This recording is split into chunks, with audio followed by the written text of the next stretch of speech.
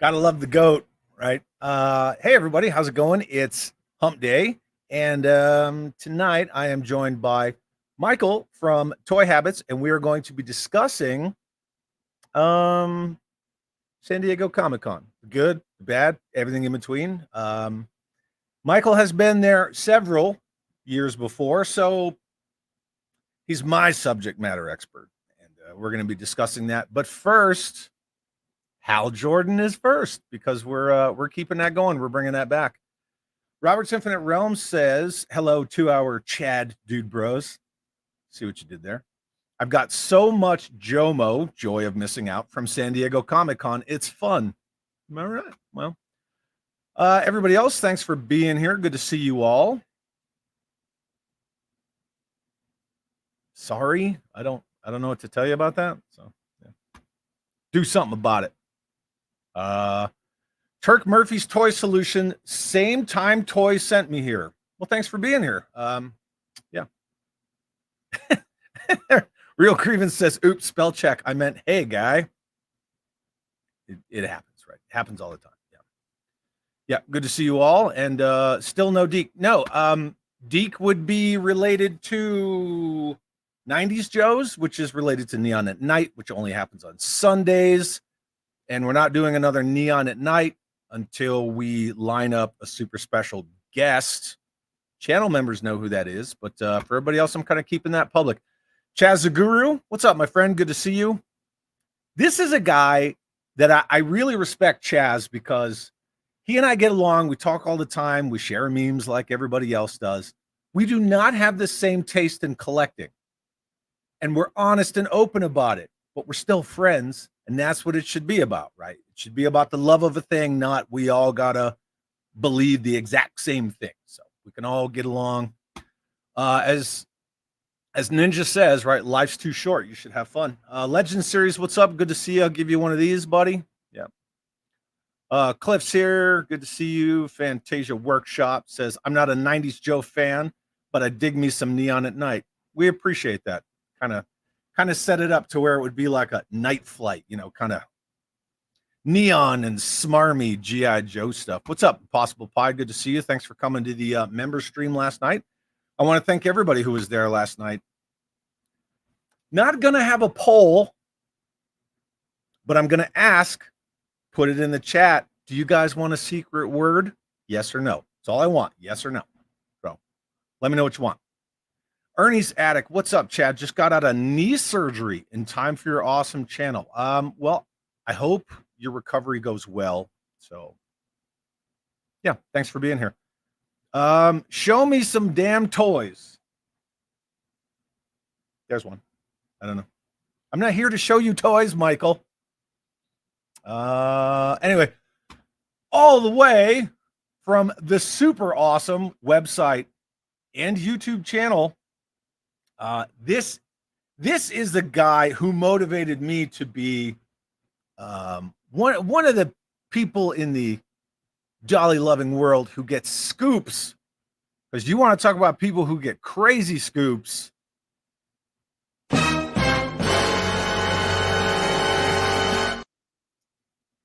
Well, hi. Hey there.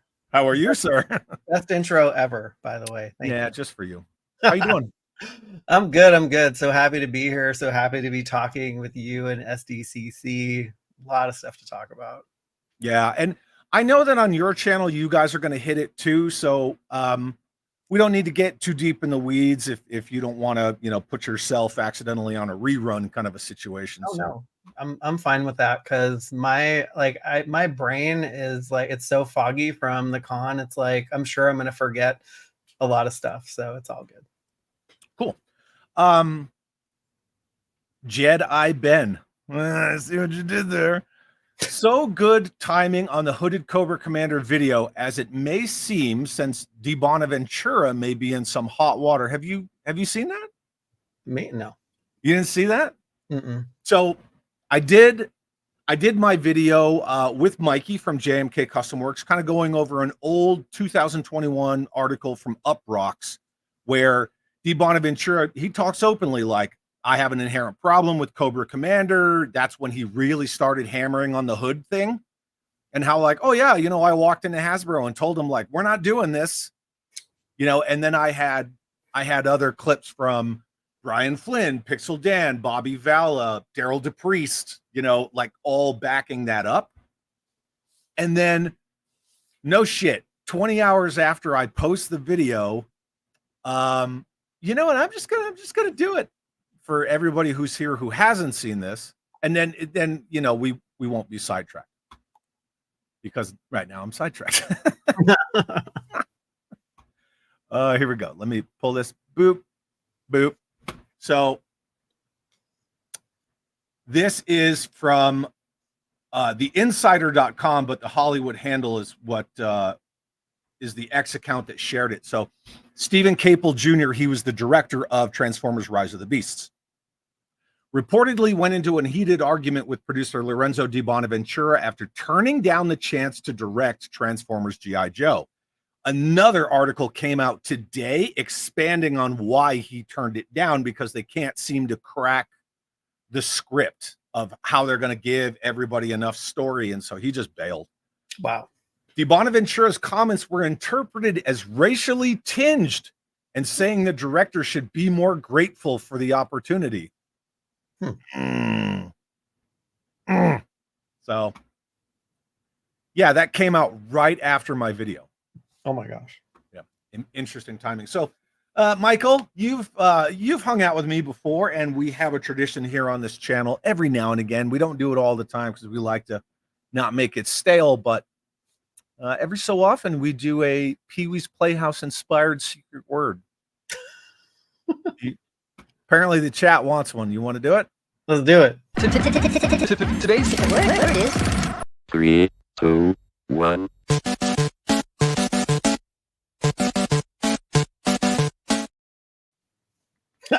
Pretty simple. So now what's going to happen is everybody in the chat, they're going to try to spam the shit out of that word and get me to read it. I have to read it. So it's not just they put it in the chat, but right. if they sucker me and I read it, then we're going to have at it. So got it. Jerk's here. What's up? Good to see you. George Aikens here all the way from the UK. Glad to see you. So, Embargo member for 3 months. Thank you again, Embargo. And there's no comment, but yeah. Cool. Talib 1980 says it's a coup to take out Di Bonaventura. No. I mean, yeah. I don't know. So, Michael, San Diego Comic-Con. Yeah. Let's just kind of chitty chat that. So you said you've been there several years before. Yeah, you've gone numerous times. Yeah, I've gone numerous times. I think the first time I went was in 2004. I went with a coworker. That's when I was working for Evil Bay. I worked there for a long time. So eBay encouraged people to use the site, and that's where I started basically buying up vintage Joes, vintage Star Wars figures, vintage Transformers in droves. Like back when you could get a complete G.I. Joe figure collection for like, I don't know, 100 figures for $300. Like that was like the time to collect. And so I amassed so many things there. And then I just went various times over the years. I worked for Fandom in 2019. And so I convinced them to send me down there to do some fan research, which was fun. So I got a paid trip, and then we returned this year. This doesn't count because that's like an acronym. Yeah. So I could throw it up there. Our good friend Jeff W says, Michael, great to see you here. Enjoy your content with Toy Sorceress. Oh. Yeah, I got to give a huge shout out to her, and it was so much fun hanging out with her and Mr. Toy Sorceress throughout SDCC. Like we also did like live streams on our phones for the first time, and she's so good at that. Yeah, that toy store that you guys went to, I was like, oh, you guys are going to generate mad business for that store. Seriously, that was cool. That trip cost me a lot of money just to that store. So I've never been to San Diego Comic-Con. I've been on record because people have seen it. It's on the YouTubes where I personally describe San Diego Comic-Con as like the hipster, vinyl collector, very corporatized version of, fandom. That's what I describe it as. However, I'm gonna go next year. Oh, cool. So Yeah. are we. So Yeah, I'm gonna go with Laser Pants from 3POA. nice. We might have somebody else coming with us, but I did agree to go with him next year. So. Yeah, you should totally go. Yeah, it's definitely corporatized, and I see why they do it. But I think all of the droves of fans in their cosplay and just enjoying the heck out of their fandom kind of takes that away a little bit. And it was really cool to just walking down all of the droves of people in the aisles, and you would come across like a cool biker scout cosplay, or I saw Flint. Yeah. Joe, it's cool. But did you see Lieutenant Falcon with Matt Damon's face? No, I did not. That's what somebody needs to do. So Right? many. They need to do a classified Matt Damon Lieutenant Falcon. Are you going to do that? No. Kent Heltzinger, sorry, gifted 10 freaking channel memberships. Thank you so much, Ken. You guys are the real MVPs. I can't thank you enough for that, Kent. And for the 10 people who got them, congratulations and welcome to the shit show, baby. V. Conley sends a $5. Now I got to do it. V. Conley says Do it. $5 super chat because he just wants me to play the thing. And he says, Michael, how do you feel about the lack of San Diego Comic-Con exclusives? Right. As a whole. And I'm assuming that he's aiming this at Hasbro. I mean, they had the Once a Man Cobra Commander there, and they had other exclusives that were not G.I. Joe related. And so, I mean, I guess how many do you need? Like, because there's only so much wallet, like only so much your wallet can take. But my friend who actually I used to work with at eBay, who went off to do work at LucasArts, and he's a very famous artist, John Gang. He actually did the box art for the Once a Man Cobra Commander. So That's cool. I was like, oh yeah. So I got one and I was like, am I going to keep this? Like, do I really like the figure? And then he texted me today and he's like, oh, guess what I did for Comic-Con this year? And I'm like, all right, I'm keeping that thing. Yeah. And I'm getting it signed when I see you again. Yeah. It's like, I'm not really a classified guy that's well known. I mean, I have a few, but when I knew about Adam doing the art for Sergeant Slaughter, and I was like, oh, well, this is Adam Riches. So, yeah. So I feel you there. Yeah. George Aiken wants to know what the secret word is again. I'm sure somebody in the chat will tell you. See, they're going to get crafty about it now. They couldn't figure it out from that huge video that you played. No. Aaron E. Nichols says, I've never been. Are there celebrities that just walk around and interact? I didn't see that many celebrities. I did see Matt Cardona, who is a wrestler, walking around with Pixel Dan. So, and he seemed pretty approachable. Saw a lot of the people we see on YouTube. Yeah, there's a lot of YouTubers. Yeah, for sure. But I heard that, like, I guess I didn't see Kevin Hart, but I guess he was getting ushered somewhere, and like they're like, don't talk to him, don't do this, and it's like he's also like this tall. Yeah, it's like he would walk right by you and you think he was like a small teenager. Yeah. I mean, that's cool, but I will say that even though I didn't go, a lot of friends and people that you and I both know said Seth Green was just strolling around Joe Fest, like hanging out with everybody, which really is good to hear. Yeah. So there's a no on that. I once was Mikey. I once was a Mikey. I once was Mikey. when I was like 3 or 4. Yeah. That's from a fairly reliable source who is also well aware that they've talked about it being the last one for several years. Oh, what did I miss here? Yeah, I was like, what's that related to? Slacker Supreme. Chad, are you going to be in the Action Force movie? No. Well, why would I? I'm trying to find what he's talking about. I don't know. He did ask, what did the guys say talking about Lorenzo Di Bonaventura? Just that he should be grateful, or more to it? More to it. Yeah, there's more to it, but whatever. We're kind of moving on from that. So,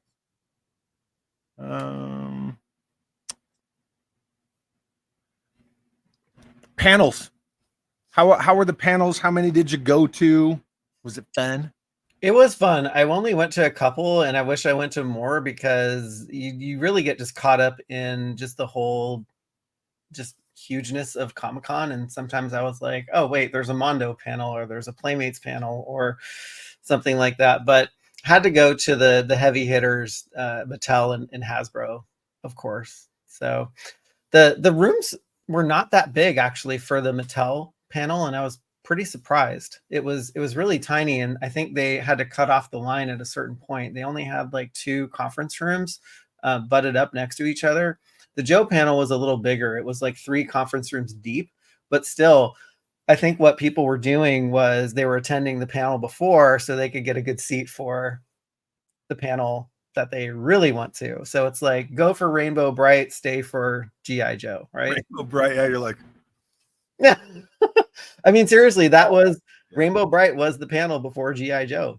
And well, yeah, then your theory makes very sound sense. Speaking of somebody else who was at San Diego Comic-Con, our good friend Laser Pants from 3POA, who happens to be suffering from the con crud. Poor guy. George is asking him. Yeah, and you ran into Ryan there.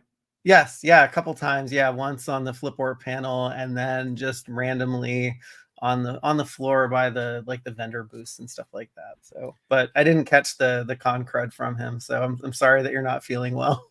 Did you see him in his disguise? No, but he showed me pictures, and that was freaking hilarious. I was like, Glob Shillman. Love it. And freaking Dan Yu was like, no, I know who you are. Yeah. He just totally busted him, but damn it. That's pretty awesome. George Aiken is asking, do you think the Rattler will add another exclusive tier to boost sales? No, because they don't need to. If patches, they don't need another tier. We don't need those stinking patches. No, we don't. If they can fund the first tier with only patches, they don't need to add another tier, and that sets an ugly precedent where you don't want random tiers. I mean, I think they did that with the Sky Striker, because I think that they might have been not a tier, but like extra stuff. But the Cobra takeover sticker set and all that stuff. They were concerned it wasn't going to fund. And I'll be honest, as a 118 diehard, and you got a lot of 118 scale stuff too. Yeah. I honestly don't know if the Sky Striker would have funded as I'm looking up at it. I know, right? The Rancor failing. As the Rancor was failing, you saw everyone funneling over. Yeah. Yeah. And once I saw the patches as the first tier, I could think in my head, like the Star Wars folks were like, oh man, the G.I. Joe team's going to get theirs this year. But no, it seems like they're unstoppable. I have a theory. It's just my theory. There may be some, I guess I'll call it personal, not necessarily self-serving bias, but some personal bias behind it. I think that no matter what they make, within reason, right? I did kind of bookend that with barring any ridiculous stuff, like we're gonna make a flag, like 12-foot flag, right? In whatever scale. I would argue, even if they decided to HasLab something in 1/6 scale, I think that out of the 3 scales, mostly 118, 112, no matter what they'd put out, for Joe, I think it would fund. Yeah.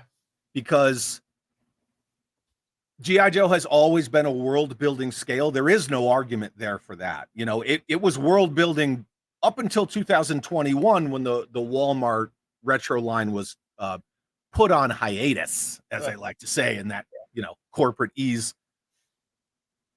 The only time Joe has never been world building is Classified from, you know, 2020 to now. And now you see they're pivoting to make it world building. Mm-hmm. So my argument is whatever they put out that's world building, I think that people just want world building. I don't think that they necessarily care in terms of G.I. Joe, like what the item is. That's just my theory. It's a theory, but you know.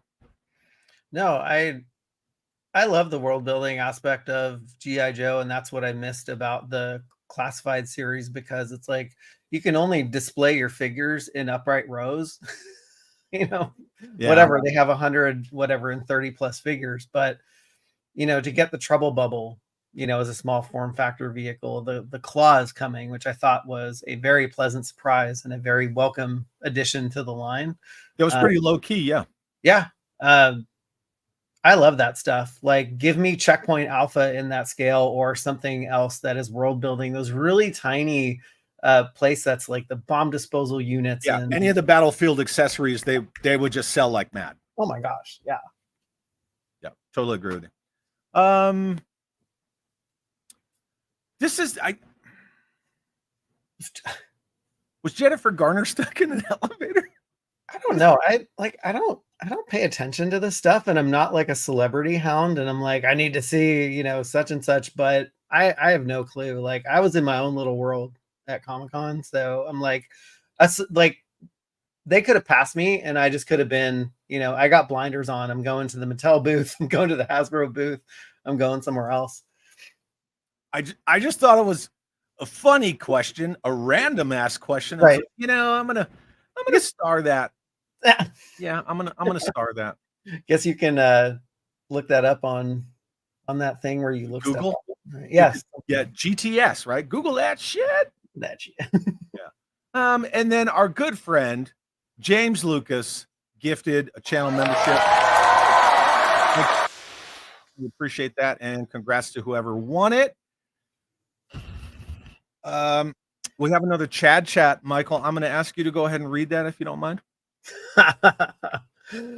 What's up, Chad? Awesome being a member for 3 months. Hope to get more exclusive content. But you didn't say it. You know, it's still got red, so people will burn through their member chats and stuff just to get the word. But That's you know, it's just one of the fun little things that we like to do here. So I like that. Oh, Hal Jordan's. I love Hal Jordan. Some tea.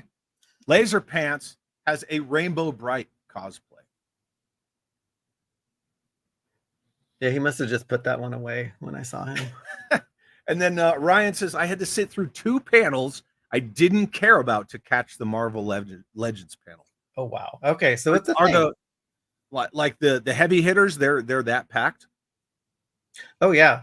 And they don't let you stand. So like they have like ushers telling you where to sit, or they're like, oh, you know, if you have a group of like 6 people, they can only get you in single seats. And so they were doing it like that. So it was kind of nice because it wasn't packed all the way around. So you could see, you just had to be there like super, super early. Like I'm usually early to everything, like including work stuff. And it's been right. That to be early is to be on time. Yes. Yeah. And so I lined up for the Mattel panel super early. I'm glad I did, because there wasn't a ton of room and they cut the line off. And then we just made it into the Joe panel. I was like, ooh. I want to ask you some about Mattel and Masters of the Universe in just a second. However, for everyone who's hanging out with us, I have a special announcement. Drew G is here.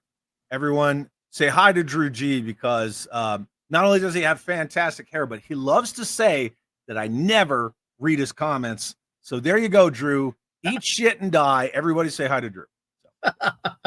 So speaking of Masters of the Universe, you had an interesting little run-in with some of them, yeah, because you guys are known as like, you know, you drop all the scoops on the Masters of the Universe stuff, like to the point where I know that you've been asked to remove stuff in the past, right? So what happened when you finally came face to face with some Mattel employees? I was expecting, you know, them to be like, you know what, sir, you please get out of our booth. We don't want to talk to you. But all the Mattel designers were there, including the packaging engineers and the illustrators. And we got the most warmest reception, and some just mind-blowing things happened. Some of the illustrators and artists, they came up to us and they're like, we love you. We watch your stuff on a weekly basis. And we, you know, love that you're covering the stuff that we're working on. And they love the speculation that we do, because I mean, that was so funny because they know what's coming out. And so we're just like, oh, it would be cool to see all of these Masters figures come to the line. And it was just a really, really warm reception. Like, they wanted to talk to us, which was amazing and mind-blowing to me. I think that's really cool. And then you also met somebody else too. So another guy came up to us, and it turns out to be the executive producer of the Masters of the Universe Revolution Netflix series. Said a similar thing, comes up, gives me a big hug. He's like, hey, love you, watch your show on a weekly basis. And I was like, what the heck is going on? That's really cool.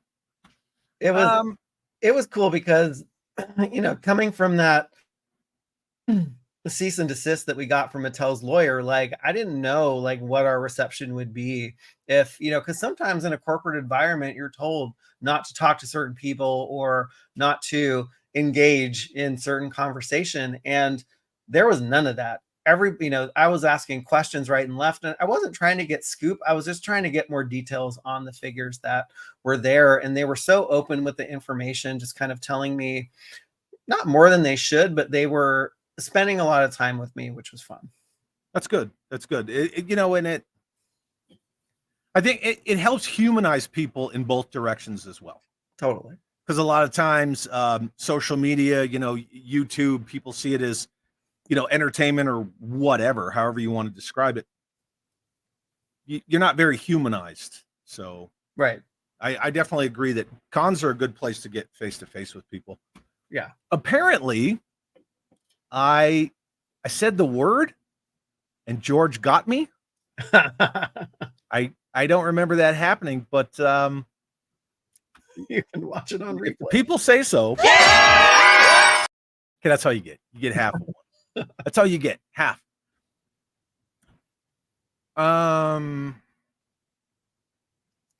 Yeah. So aside from meeting the folks in the Masters booth, the Turtles of Grayskull line was, I think, by far the line that went in a totally different, very cool direction. So it was very cool to see. Oh, and a couple hours before preview night, we get sent images of the Mattel booth.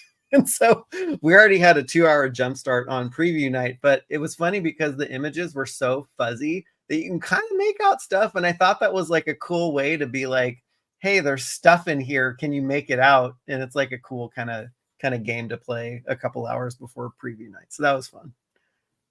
That's awesome.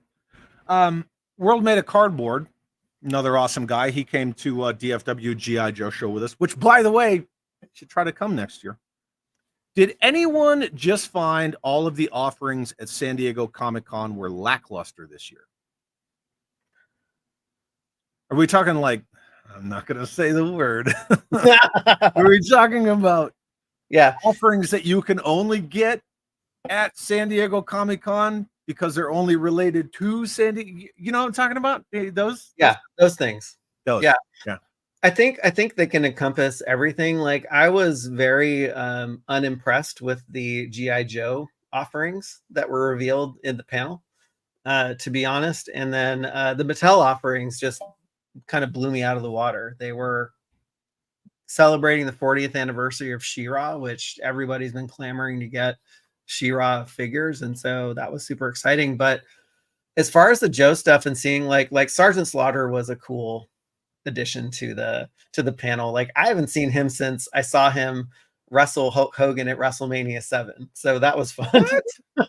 I saw him 3 times alone last year, but oh my gosh. That's cool though that you got to see Sarge. Been a big fan.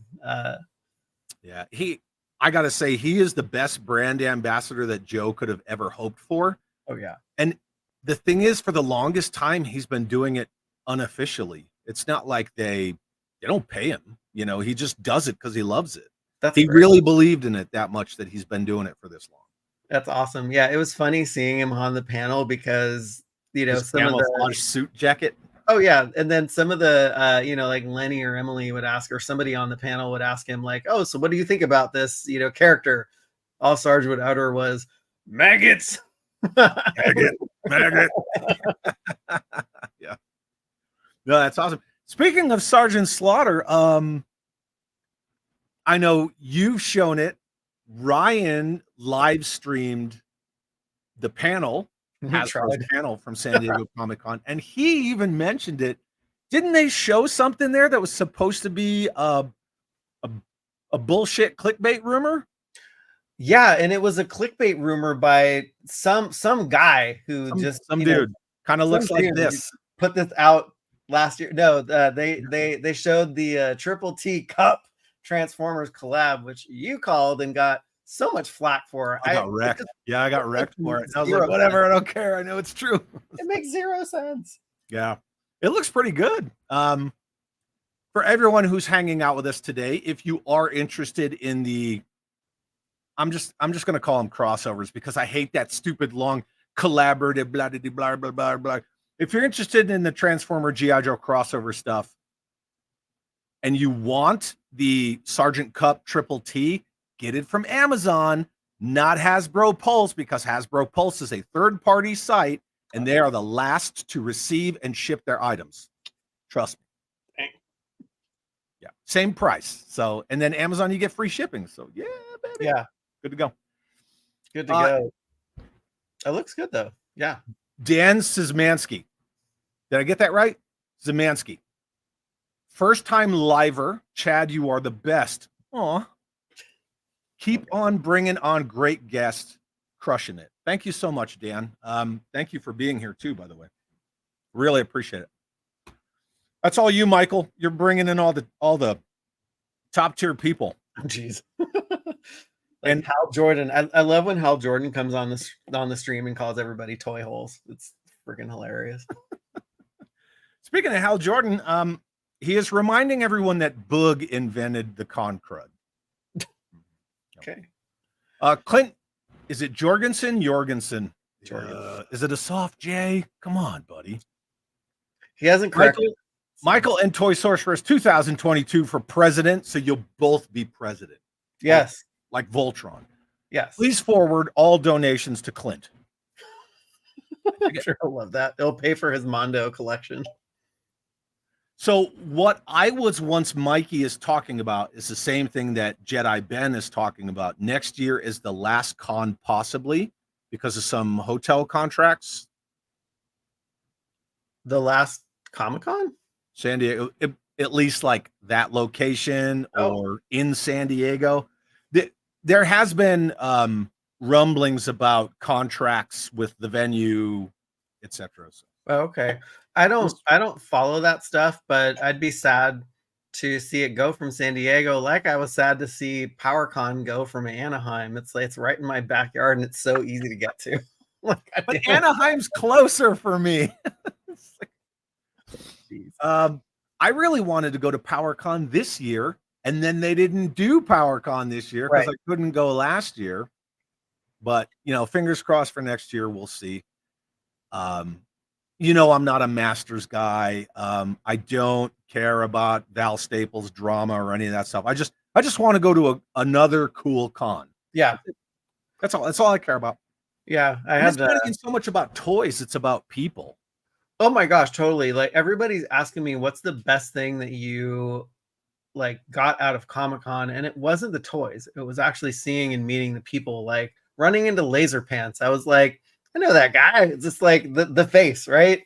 Yeah. And you walk up to them and the first time, or just like people coming up and being like, oh my gosh, I watch your show. Like you provide me with so much entertainment. It's like, it's really heartwarming. And it's like really cool that you're touching a lot of people out there and getting to meet like some of the chat, like in person, which was so much fun. And that kind of feedback, and a lot of us, we appreciate positive reinforcement. It kind of refuels our fires. And I have to agree with you. Joe Fest last year, so I was still right around I think I had just hit 2,000 subs, so I was pretty small. And one of the first like channel subscriber people that I met was V Conley and Blue Serendipity. I'm sure they're in the chat. And V Conley stopped me while a bunch of us were at breakfast, and he just talked to me, and it was like, it's something I'll never forget. Oh. Like I will never forget that conversation. As I'm standing there with my tray, like trying to empty it, and I'm like, yeah. Okay. Suka says tier 4 for the Rattler is going to be a new figure, the Cobra D's Viper. D's nuts? Like what? Yeah. Is that like is that another secret phrase that you're trying I guess that's where we're going, yeah. Zakanen sends a $6.66 super chat. I don't know how he does that because mine only has a slider to go to like $5. He tries. Does really Drew hard. G have content? Great audio, by the way, Chad. So everybody's been busting my stones because last night I had to put the intro into my member stream differently than I normally do, and it doesn't turn your audio back on. So I learned the hard way. It's when you embed it at the bottom in present or preset, whatever. Anyway, thank you, Zakanen. And since I'm not going to rob you of it,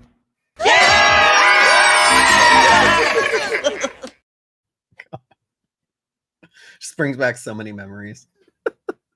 Wasn't that such a great show? It was. I loved it. I mean, I was a such a good show. Religious watcher of Pee Wee's Playhouse.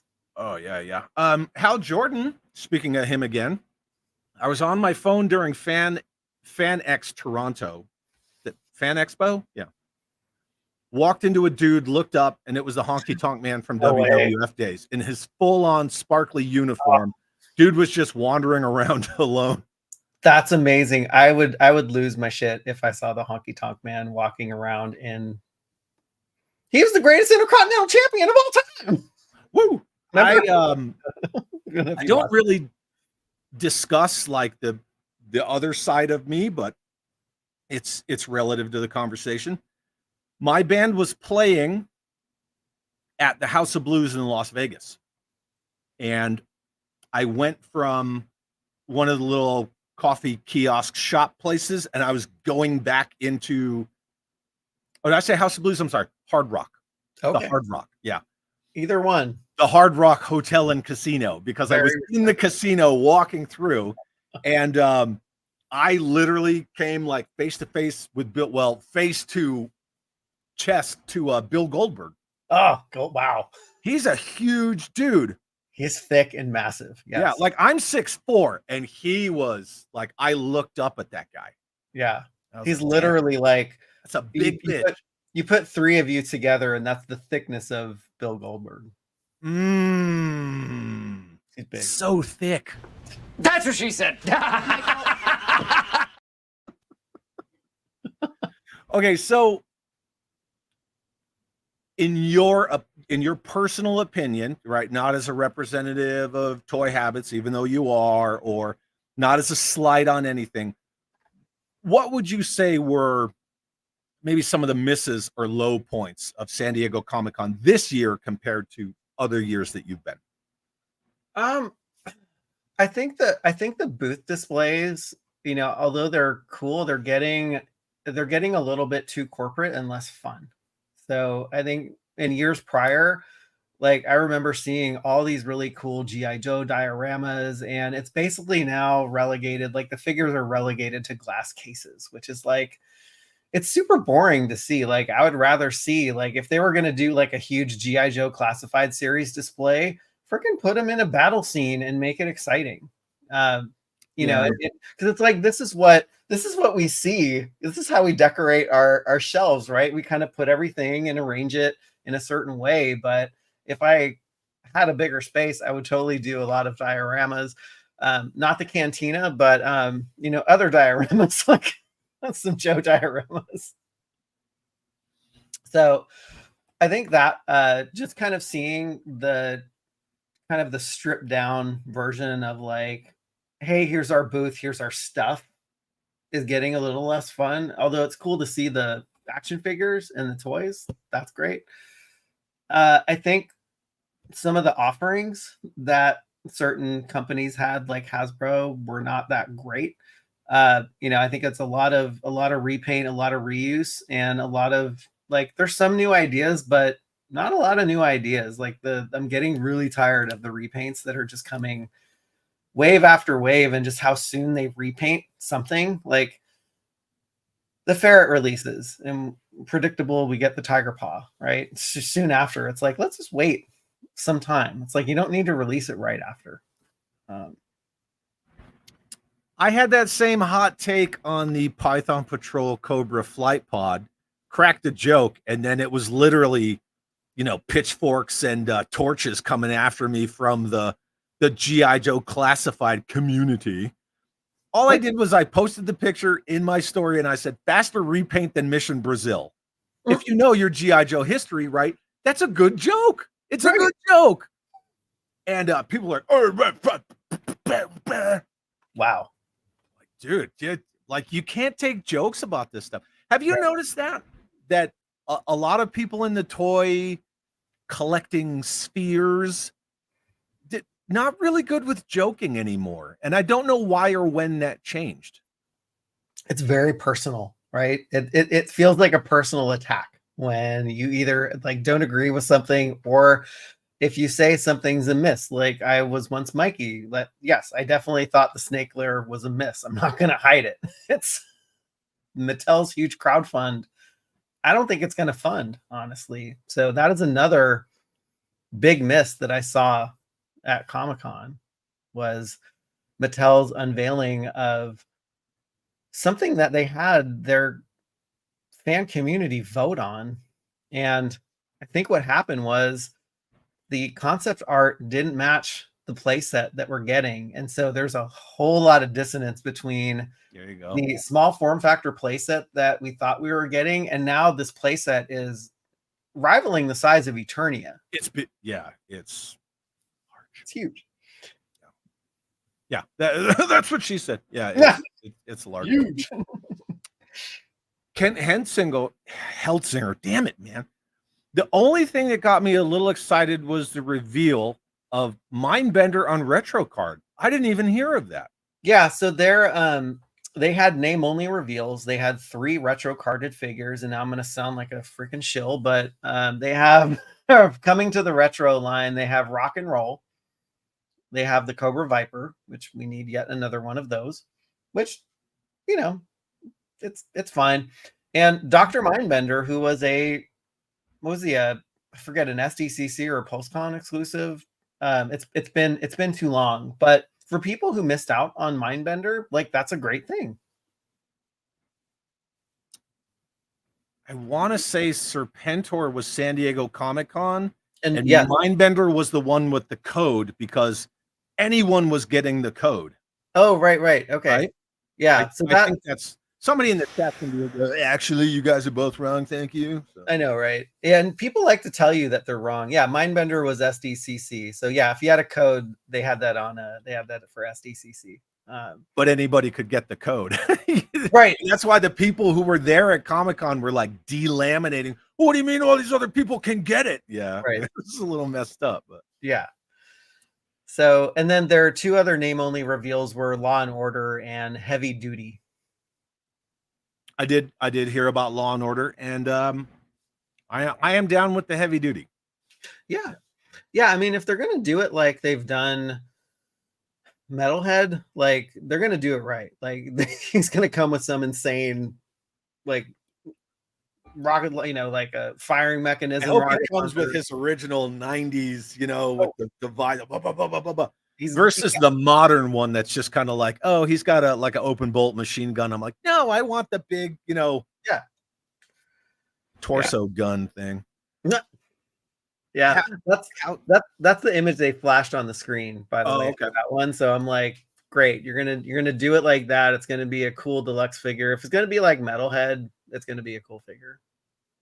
Hal Jordan says, like Viper Island giving shit about the Rattler HasLab and now saying he called it. Yeah, he didn't. No. So that as you, me, and the 113 people in the chat who hopefully all hit the like button, otherwise you're commies. Just kidding. Ow. We all understand that Viper Island is an aggregate. He takes stuff from everyone else. Even if he's like fair use taking images or whatever, he just aggregates other people's stuff that they've sourced or done the hard work to get. So yeah, he doesn't call anything. he gets it from other places. Yeah, we'll just call it after the fact. Yeah, absolutely. Pokey87 says finally got off work in time to catch the live. What's up, Chad and Michael? Good to see you. Thanks for being here.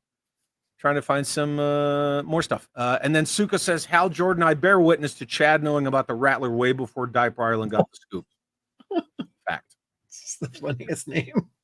I always have to laugh when I hear that. Sorry. And then Jim Largo, what's up, buddy? Says, Chad willed the Sergeant Slaughter Triple T crossover into existence through sheer Chadliness.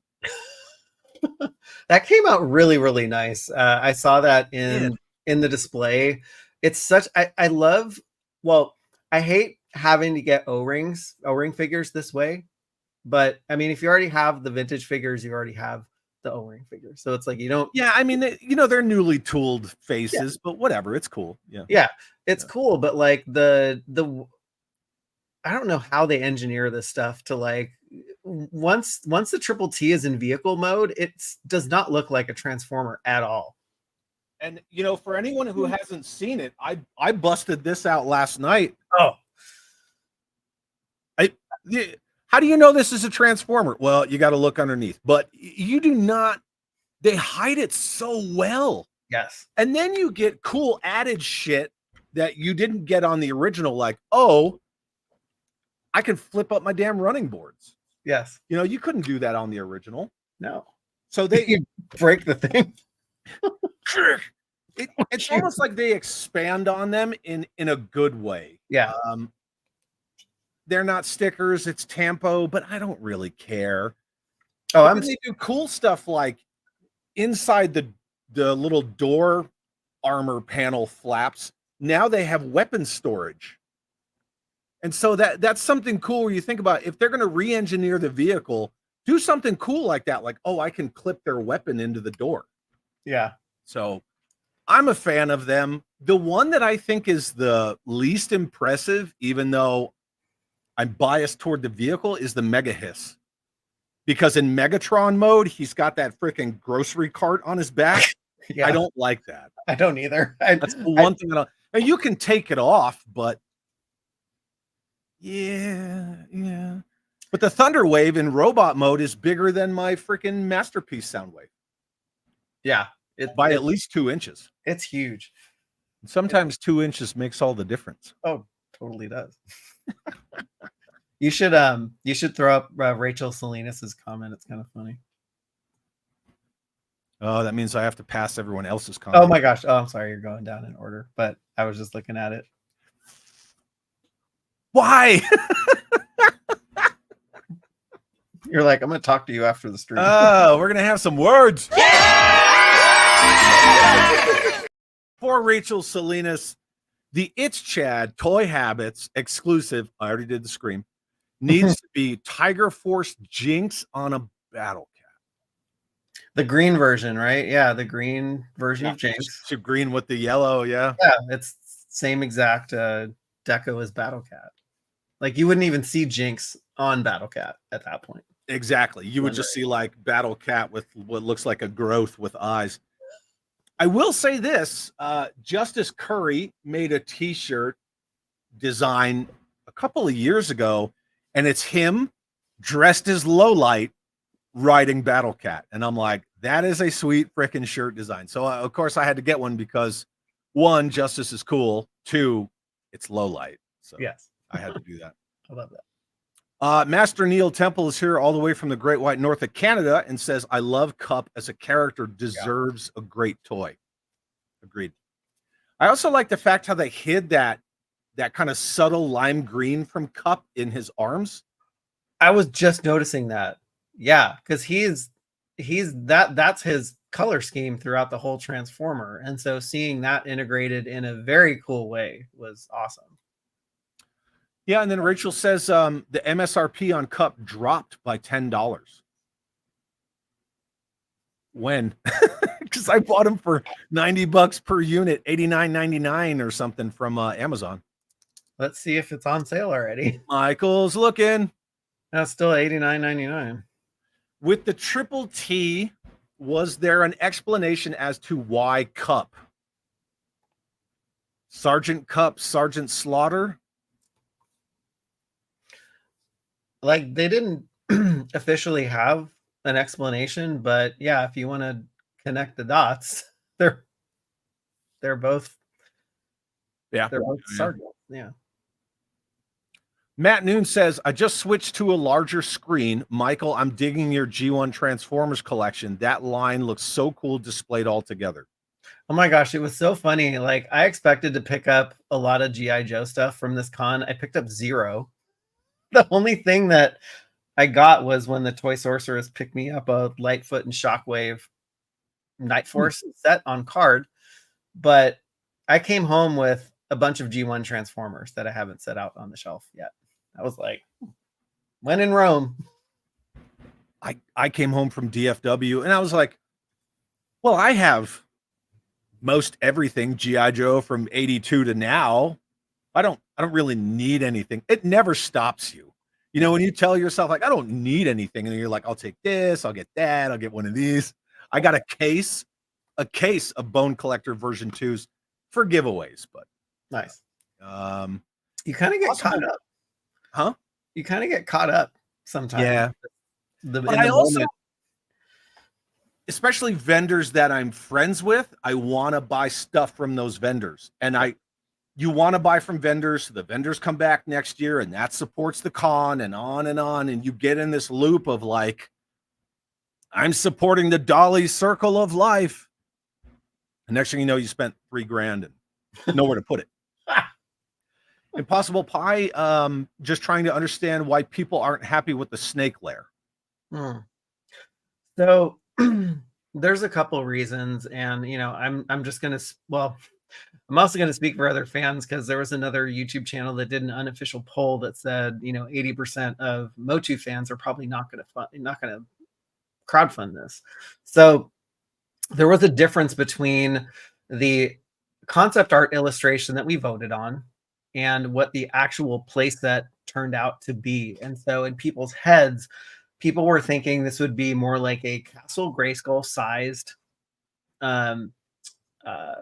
playset that, you know, is in a clamshell that you can close up and you could display in a billy, something like that. But the thing that was unveiled looked like there was a lot of cooks in the kitchen. It looked more like an Imaginext kind of playset. It was probably 2.5 times bigger than we thought it would be.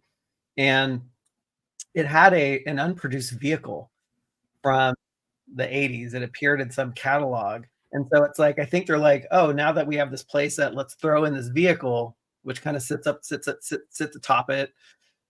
I mean, the playset's gorgeous, don't get me wrong, but it's just too damn big to play. Is it like a Talon Fighter situation where you can... Yeah, it kind of sits on the side. It's not like perched on top, but they made like a cutout for it. It's called Rattle Trap. And we posted a bunch of booth images of the snake lair on the website. And like from a design perspective, like the playset, it actually looks gorgeous, but it's too damn big. Yeah. When I saw the images that you guys posted of it, which by the way, your San Diego Comic-Con, all the information that you guys kept posting and sharing in videos and stuff, it was awesome. Oh, thank you. So I really just kind of was there vicariously through mostly your channel and Ryan's channel, 3POA, because Ryan's my boy. Yes. And, you guys always do a really great job. So when I saw you post it, I was like, that is definitely larger than I expected it to be, especially the close-ups of the figures in it. You really get the scale. Yeah. So before I saw this, I wasn't sure if I was going to crowdfund this or not. And the jury is still out because I want to see the unlocks. If the unlocks are cool, what I might do is buy it if it funds, keep the unlocks, maybe keep Rattletrap, and then see if I could sell just get rid of the other, the main playset. Michael, that was my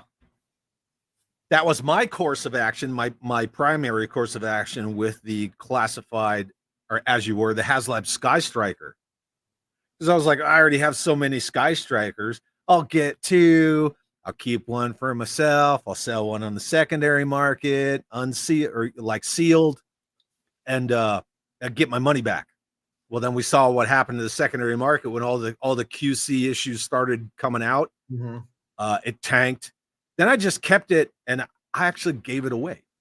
Oh, wow. So yeah, I gave it away on a stream. But that's generous of you. Yeah, I bought 5 of them because I really wanted all the tiers to fund. So I wanted to do my best. I actually really wanted Night Force Ripcord to fund, and so I'm like, I'm gonna do this. So I held, I opened one. I just kept stuff for, if somebody missed out, I would just sold it at cost. I was like, I don't care. I'm like, take it, please. So I gave the sealed one away, still in the shipper box. Wow. The other one I opened, I gave the 7 figures away, and I kept the rest. Never opened it, but I kept it. So I don't know. But I had this lofty idea. I was going to turn it into a Japan Takara G.I. Joe kind of Sky Striker. But I have 942 customs that I still got to work on. So George Aiken, we were talking about, why do people take this stuff so seriously? He said the classified community, mother. See, this is how they get me right here. Uh-huh. Everybody in the chat, pay attention because this guy's an expert. So he says classified community. He's kind of already reeling me in. And then he cracks a joke about the one member in the classified community. So he knows I'm going to read it, but then I didn't see it. Anyway, I thought it was funny that he said classified community is very exclusive to the one member in that community. And that was pretty funny. So.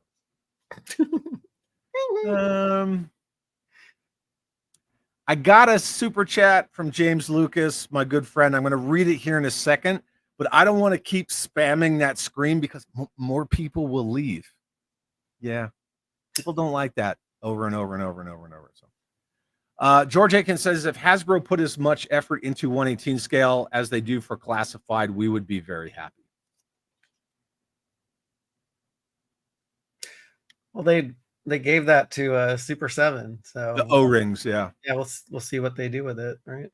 Yeah, they did give the O-rings to Super 7. I've been arguing for a long time.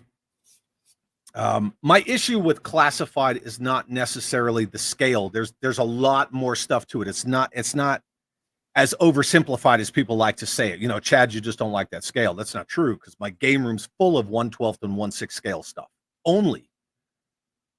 But I have always argued that G.I. Joe is healthy right now. I could probably debate someone and say that I think Joe is healthier than Star Wars right now, even though Star Wars is very brand name popular, but nobody's rushing out to buy Eternal stuff from Legends and Ahsoka stuff and Rose Tico and Admiral Holda. They're not Acolyte, heck no. Yeah, Acolyte stuff. But Joe stuff, it's just bang, bang, bang, bang, bang. In fact, Joe has the best track record for HasLabs. and Transformers, right? The two of them. Go figure. I would argue that you could, in theory, if you chose to, do with Joe what they do with Star Wars, where you have a retro collection that's O-ring, you have like the modern anniversary construction Joes, which would be like their version of the vintage collection for Star Wars. Yes. And you have classified. They could sustain those three for G.I. Joe. I know they could. And again, I know you and I have talked about it offline, and we talked about it on the stream as well, but the whole reason why Hiya can't sell Amazon, Entertainment Earth, Big Bad Toy Store, all that stuff, their Joes, is because Hasbro was planning to, in quotes, bring back the figure subscription service for the 4-inch modern construction. Is that something you would get behind? Oh, most definitely. Yeah. I didn't collect a lot of the like G.I. Joe Club exclusives, so if they started making those again, yeah, even so, I was really excited when they launched that Walmart exclusive line, because I thought of it exactly like you did. It's basically the vintage collection of G.I. Joe. Yeah, people dig that. Like I like their take on some of the vehicles, some of the tweaks that they made to the Fang I thought were cool. Like it's just kind of cool to see those vehicles in that size again, right? If you missed out on it, or if you just want to see an updated version. I was like, putting on stickers was always a nightmare for me, and so like I like that I don't have to put on stickers. It's great. You got to do the tweezer trick. I did. I finally wised up. But as like a 5-year-old, like you don't even think of that stuff. That's okay. It looks fine. It's all crooked and upside down. Yeah. Oh, okay. Ah, man, so many of these are the freaking word. Destro's Desk says, "What's up, dude, bros? Chad, that is a sexy shirt you're wearing. Thank you very much. I wanted to represent the Iron Grenadiers. Did you see the Iron Grenadier while you were there, like face to face?" I did, yeah, and I was still unimpressed with the Iron Grenadier. I didn't like it at all. I didn't like it when they revealed it, and I still don't like it. I was really excited because I really liked that faction, and I think I was looking for more of the classic Iron Grenadier. Because I think it looks too much like a squad commander, and so it just I know that they've put out army builders that have that same design, but I just don't think of my army as kind of being that dressed up. Yeah, it has a very like steampunk stormtrooper kind of feel to it. Yeah. Same with the bat. I was excited about the Iron Grenadier bat. I just didn't love the color and execution of it. So I think I have a couple Black Major 3 3/4 inch custom Iron Grenadier bats, and yeah, my second Terror Drum houses the Iron Grenadier. So like I was I was very happy when you were messaging me like, "Look what I got this, I got that," and I'm like, go keep going. Yeah, it was awesome. I know, right? Yeah, very cool. It's fun. But yeah, saw the Stinger in person. Yeah, so there's a lot of stuff that they've revealed over the last couple months that was in that glass display. The Stinger I like. I just don't like that you can't really see through the windows. Right. It's too closed off for me, but I try to not base too many of my opinions on pictures or images, because seeing something in a physical space is different. Yeah. But it looked from images like it's kind of squished lengthwise. It's kind of squished. Yeah. Okay. Yeah. Robert's Infinite Realms says that I'm just going to say who he is, right? Viper Island said it was the Snowcat for a long time. He removed those videos. That's what he does. Again, so this is sort of a twofold thing. One, they are doing the Snowcat and they are doing the Thunder Machine, but they will not be HasLabs. They will be like the Vamp, the Stinger, on and on and on, but they're going to be a higher price point. You're talking like 150 to 175, and then they'll still just be the whole, Pulse or whatever fan channel. So he he kind of had that right and he kind of had it wrong at the same time. But because he doesn't actually go get stuff, he just gleans from other people, and then he sort of 2 and 2 equals 5, and half the time he's wrong. So yeah. Yeah, that's kind of the deal. But again, you can quote me on that. The Snowcat Thunder Machine, that's the price point. They're going to announce that soon. So. Did you see the Night Force, Lieutenant Falcon, and Quarrel? I did. What did you think? So I'm a sucker for Night Force, so like they can do anything they want and I will buy it just because I just think it's cool. I like seeing the international variants, although they could have done Quarrel a little bit better. I like the face change on Falcon, but they had all of the versions that you could do on display. So they had both the helmeted versions and the unhelmeted. It was kind of funny. Quarrel took a nosedive in the display at one point. So it was actually nice because then you could see Raptor behind it because he was kind of blocking the way. But I mean, I like the Night Force redecos. I think the way that my classified series collecting is going to be going right now is just like I like the faction redecos and like the HasLabs. And I think that's what I'm going to stay with. What are your thoughts? Like, what are your personal thoughts on the whole? Everybody gets a steel core helmet now. It's like them packing a RAM cycle with everything, right? It's like it's their accessory du jour. I think they're overusing the helmet. I mean the helmet's cool, but for G.I. Joe, like most of the Joes or all the Joes, you can see their face aside from Shockwave, right? Uh-huh. And so it's just weird to have like helmeted Joes that you can't see their face. I don't know. Yeah, I think that I don't want to say that it's because I don't collect the line. I think that the line, again, personal opinion, I think the line is kind of aimless and it's very much just like darts at a wall, where when you start packing steel core helmets with everything, it's either everyone's steel core or now steel core has just become the generic like 82 green helmet, clear visor. So, you know what I mean? It raises questions, but again, I don't have any skin in the game. It's all based on observation. Yeah, that's the aspect I don't like is just a lot of the reuse of parts just to throw them in as a pack-in just to make it seem like you're getting more for your money. The steel core Twilight, I have Twilight Princess Legends of Zelda game on my mind. I forget what the Twilight Trooper, Crimson Guard repaint, whatever. Like, it's not Crimson Shadow Guard, it's Twilight Guard. Right. I was like, what the heck? Because it used to be called the Crimson Shadow Guard, and I'm like, I don't care about the name change. Like, no, I don't think that everything needs to be stuck in this box of like, oh, well, that Alpine doesn't look exactly like the Alpine from the 80s, so we're gonna boycott it. It's like, calm down there, nostalgia police. Like, I didn't like the sculpt of Alpine at all, even if it looked like him or not. Like, I didn't like it whatsoever.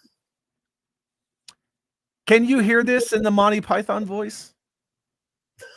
Spam, spam, spam, baked beans, spam, spam. Yeah, I don't know why.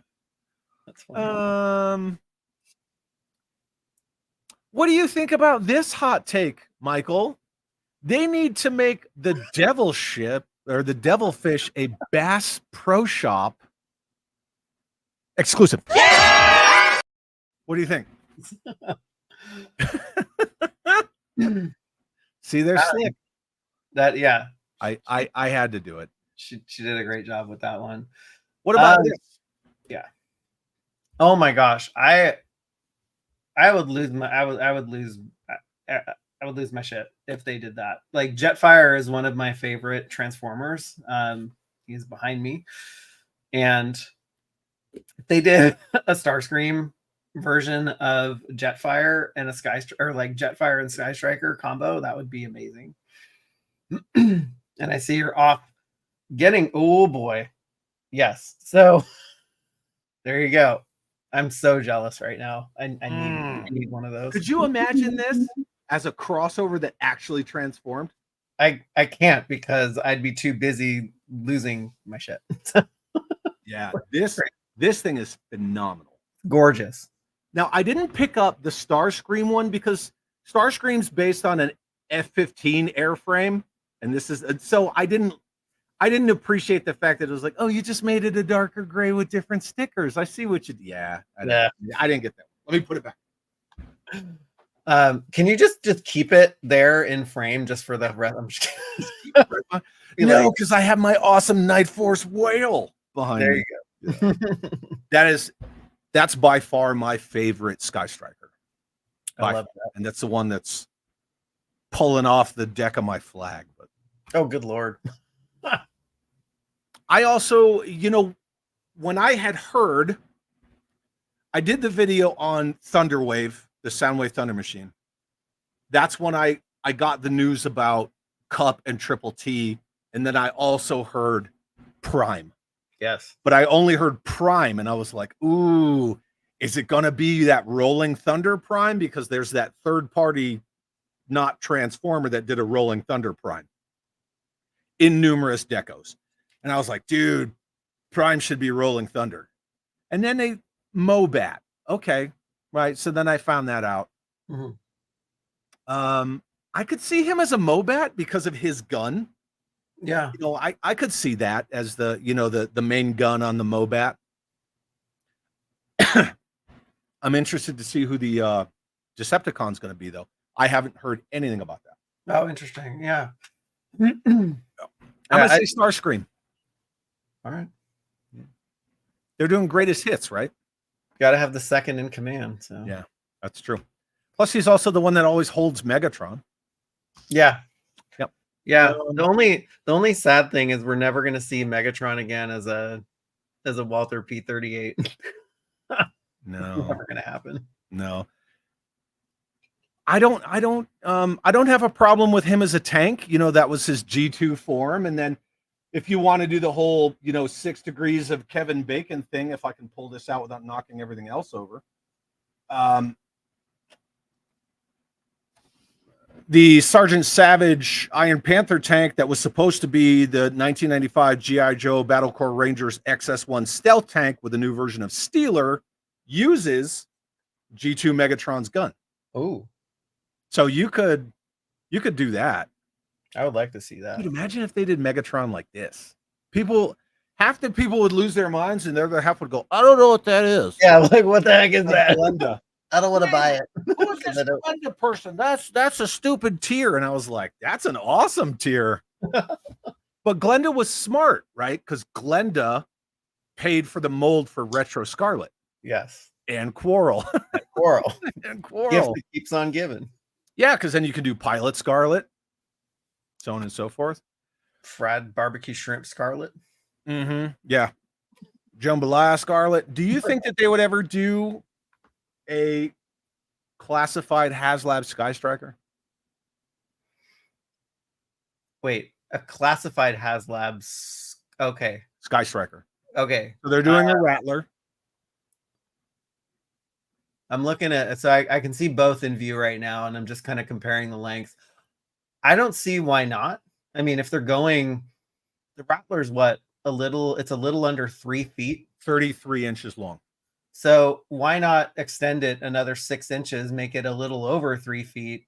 And I'm sure that they would do that because it's still small enough where you can get away with it, but I think it's pushing it. Like Night Raven size, hell no. Even though I'd love to see that beautiful plane as a HasLab just in giant form, that would be freaking cool because that plane is unreal. I love that thing. Sure. SR-71 Blackbird. Come on. Yeah, absolutely. And Steve's Toys 3D printed a classified scale Sky Striker with the the switches for the wings and the whole 9 yards, and a Rattler and a Night Raven, and he lined all 3 of them up. You'd be surprised by the time you get to that Night Raven, when he took the image of it, it took up the entire foot of a queen size bed. Wow. You don't realize, because you're not just adding Like you're multiplying, so every inch equals so many inches. That's crazy. Yeah, it's a little ridiculous. It is. And Impressive. somebody on Instagram is 3D printing a USS flag, and I think the deck by itself is about 12 feet long. Yeah. No, I mean, not everything has to be true, 1/12, 1/18. Because I have a bunch of the BBI Elite stuff that is true 1/18 scale. It's too big. It's too big. It's almost classified scale. Yeah. Stillwind 87 sends a $5 super chat. Thanks, Stillwind, and asks, do you still think the rumors of the Whale and Night Raven 3 3/4 inch will come true? Do you remember me talking about that? I do. Yeah. My answer has to be unknown because, I mean, now I can say it, right? Because it doesn't matter anymore. But the person who I had that was giving me information worked for Hasbro, not in Rhode Island. I'm just going to leave it at that. And fed me the information because said person was worried they were going to get fired with that 1,100 people. Survived the first round. Gave me a little bit more info after that. Got clipped on the second round. Oh, no. But one of the last conversations that person and I had revolved around, and there's someone in the chat who also has these conversations with me, revolved around the fact that their third quarter 23 and fourth quarter 23 were so bad, which, there's articles about that everywhere. They were both so bad that they were reassessing a lot of their plans for FY25 and FY26. Some things are still up in the air, and it remains to be seen. But yeah, they were supposed to redo the greatest hits vehicles in 1/18 scale. That would be amazing if they did that. Like, yeah, I would be all over that. And the caveat to that is when they redid the contract with Super 7, because then he wanted to do Reaction Plus, which I thought was a good way to skirt that, to name it Reaction Plus, plus articulation. Right.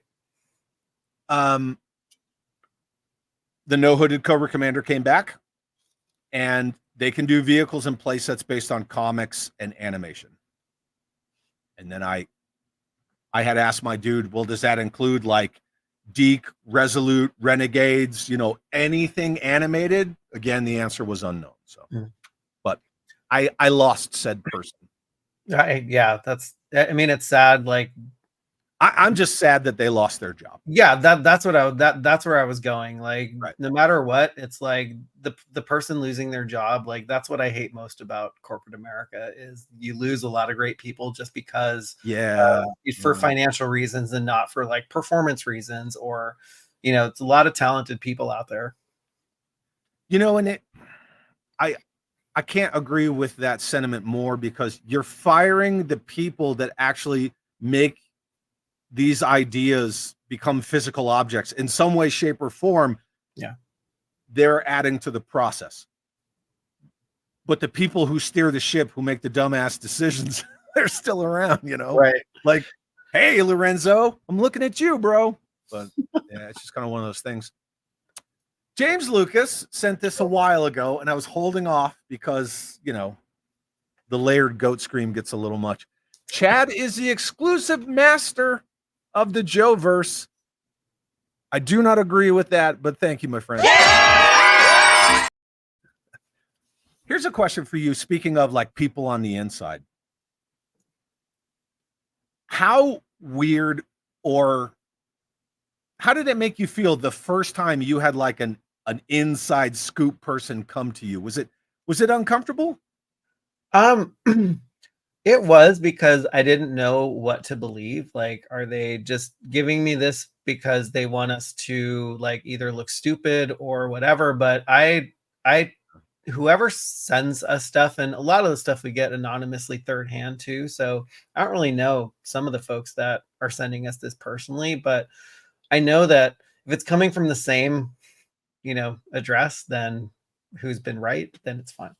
It's good. But no, it made me a little uncomfortable because like I felt like I shouldn't even be like knowing this information and then putting it out. So, we're putting our, reputation on the line, but I think part of it too is like it's just fun to talk about this stuff no matter if it comes to fruition or not. And so I think that's how we started playing it. And like we got so much flack and so much criticism, and like we got called clickbait for saying, I think the first thing that we put out was I think it was the Masters of the Universe Origins Wave 10 figure assortment, and a lot of cool, 4 cool figures in there. And they ended up coming out.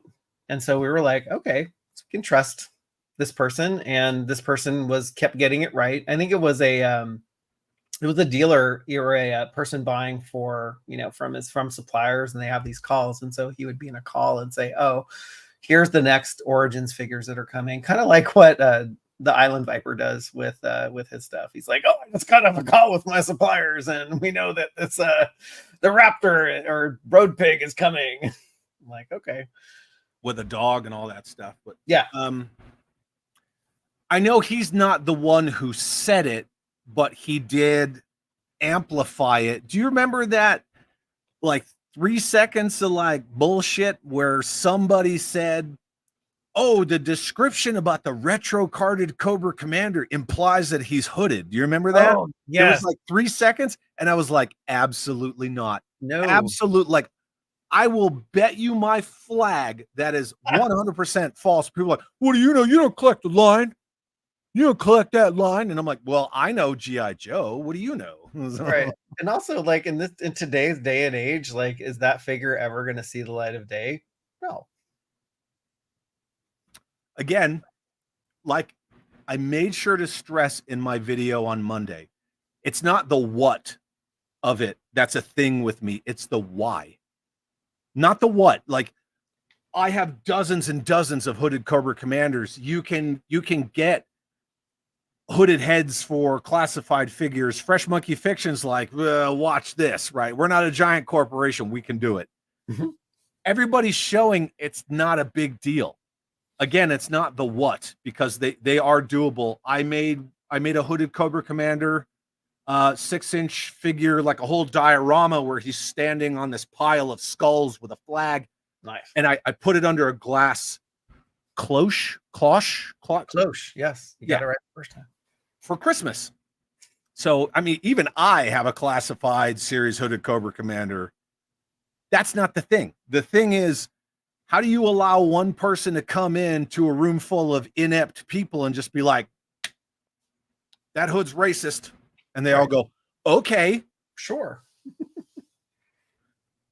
like nobody wants to say. There were a couple of people that said, no, it's not. But apparently Lorenzo Di Bonaventura is so powerful. He's like, we're not going to do it. And they said, okay, we won't do it.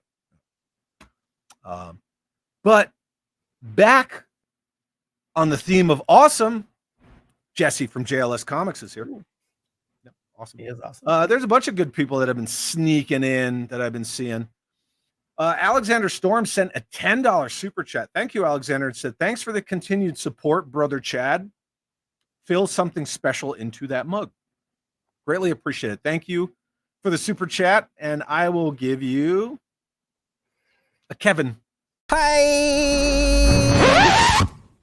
Remember that kid from the selfie series? No. You don't remember that commercial? So it starts with a narrator, and he says something like, have you ever wanted to be Iron Man? This is Kevin. Kevin wants to be Iron Man. And then hey, and then they show the whole selfie series. That's hilarious. Did you get a selfie series figure? No. Mm-mm. No. They kind of look like Sloth from the Goonies, right? Yes. Yeah. I was like, I'm sure that they'll mess my mug up. So in some way. 49er Brian is screaming at me and wants to know, Michael, what do you think about the claw? The claw was my favorite reveal from the panel, aside from, I guess, getting to see the Rattler HasLab in person. I'm a huge fan of the small form factor vehicles. I love the claw. I have them hanging off of my Terrordromes. They're just fun. They're at like the right scale where like the ferret and the flight pod were, and I just think like you said it earlier, it's adding to that world building that we're seriously lacking in the classified series. So I was excited about that one. Yeah, I think it's cool. Those are the kind of small items that you can do them without having to worry about breaking the bank or having to crowdfund them or whatever. Plus the claw, just like the flight pod, just like the ram, you can redo it over and over and over and Jeez, over. I didn't think about and that. over again. Other things, you know, the ram lends itself to repaints. The silver mirage, I'm sure they would. If they made a silver mirage, you know, you'd see a Night Force one in like 3 seconds. Yeah. But something like the Bivouac or Checkpoint Alpha or the Machine Gun Defense, you're not going to see those repainted. They might put them out, but that's going to be about it. I have to bring up a picture here. Okay. Because someone is asking a question, and I'm all about sharing that knowledge. Would you like to read this as I cue it up? Sure. Oh, geez. Thanks. Someone told me that Roddy Piper was going to be part of Destro's. Oh, damn it. I know, right? Yeah. I was like, is this why you're... No, it's not why. Do you think we'll ever see an official figure or maybe a con somewhere down the line? Damn it, man. Was that intentional or were you serious? Exclusive. Roddy Piper. The Titan, I hope that was a serious question because I went and actually dug this picture out for you. There is the Iron Grenadier trainer Roddy Piper figure. Love that figure. The figure's cool. He has soft goods, but the articulation's kind of Spy Troops. Yeah. There's a little bit of a trade-off with him. It's not that is not, you know, it's not 25th anniversary construction. But he's rare and he's super expensive. Man, I really hope that was a serious question. Otherwise, I'm just going to feel stupid for that.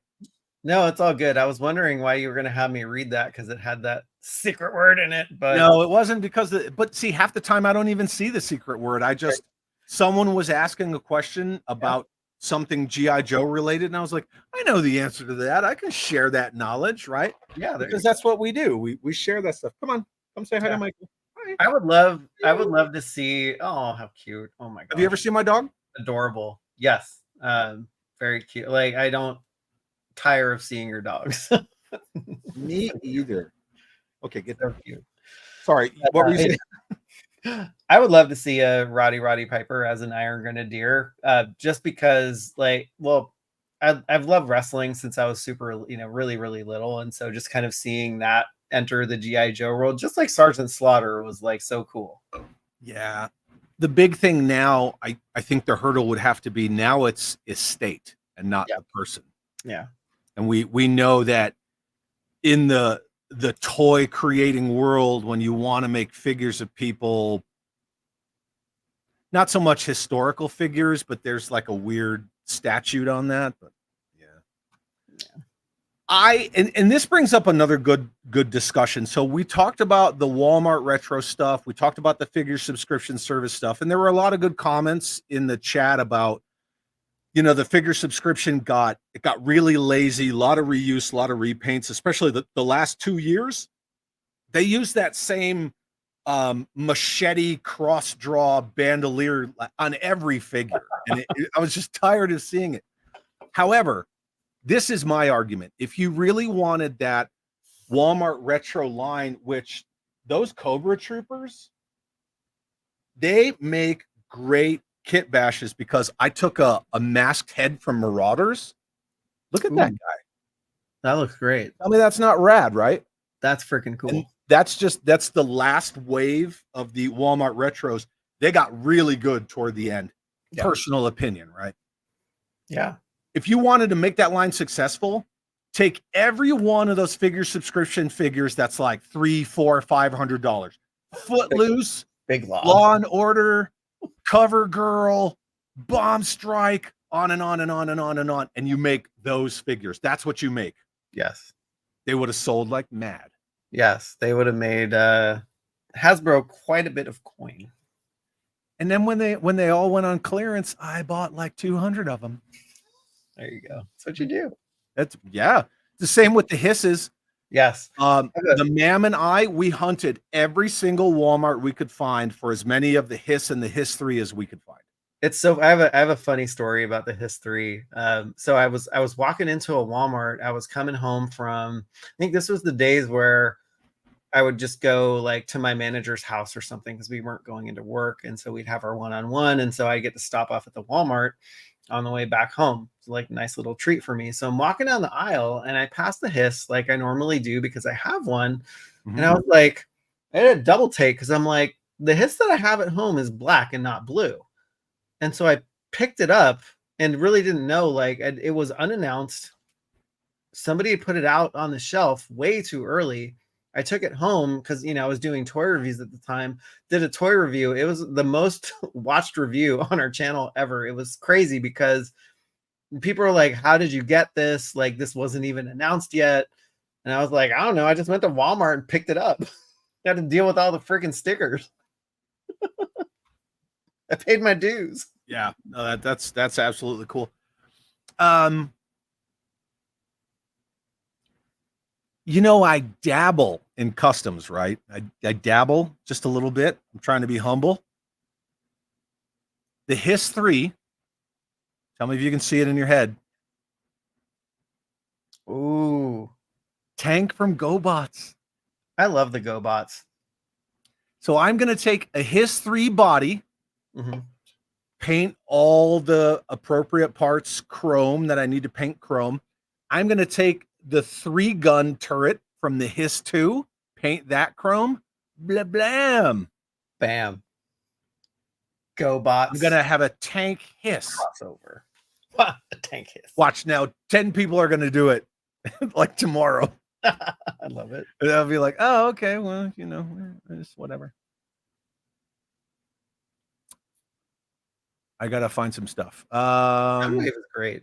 Just Jeff, good friend, sends a $2 super chat. Thank you, Jeffy, and says, for smokes and road beers, which is one of the best quotes from the Crow, and says he's really enjoying this. Oh. Good to see you, Jeffy.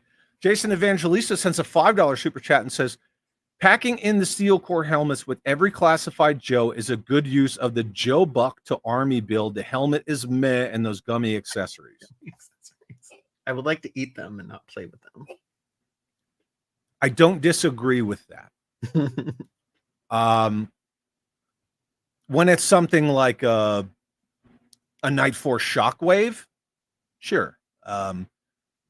Grunt, who is not a nameless Joe. Grunt was the face of G.I. Joe for many, many, many years. He has a very rich story in the comics. He actually he got out of service, went to college, came back, and then retired. And Grunt is an infantryman, and he is the reason I joined the freaking infantry for 22 years. If you're going to use Grunt as an army builder, why did you put Graves' name tape on his body armor? The only figure to have his name taped on his body armor. You could have just saved the 10 cents on the tampo and then argued, hey, Grunt can be a green shirt, or just make a fucking green shirt. How about that? Like what? Yeah. Why dance around it? Take Grunt, right? Delete that tampo shit. Make this like emerald green or forest green and keep the bottom OD green. Got a cheap green shirt. There you go. They should hire me, but they don't like me. So don't see why not. Don't see why. No, they don't like me at all. Did you and did you hear about Ryan and Brian Flynn? No, I didn't. I don't know if he wants me telling the story, so I won't, but it involved Laser Pants going to the Super 7 booth and Brian Flynn leaving the Super 7 booth. Oh boy.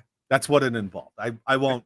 I'll let Ryan tell his story, but Oh my gosh, he should totally if he's feeling up to it, he should come on and tell that story.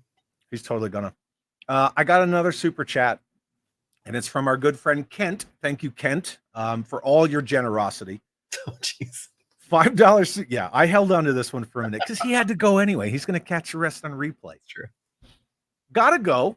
Great hanging out with Chad and Michael, and all you great exclusive dude bros in the chat. Thank you, Kent, and have a great night.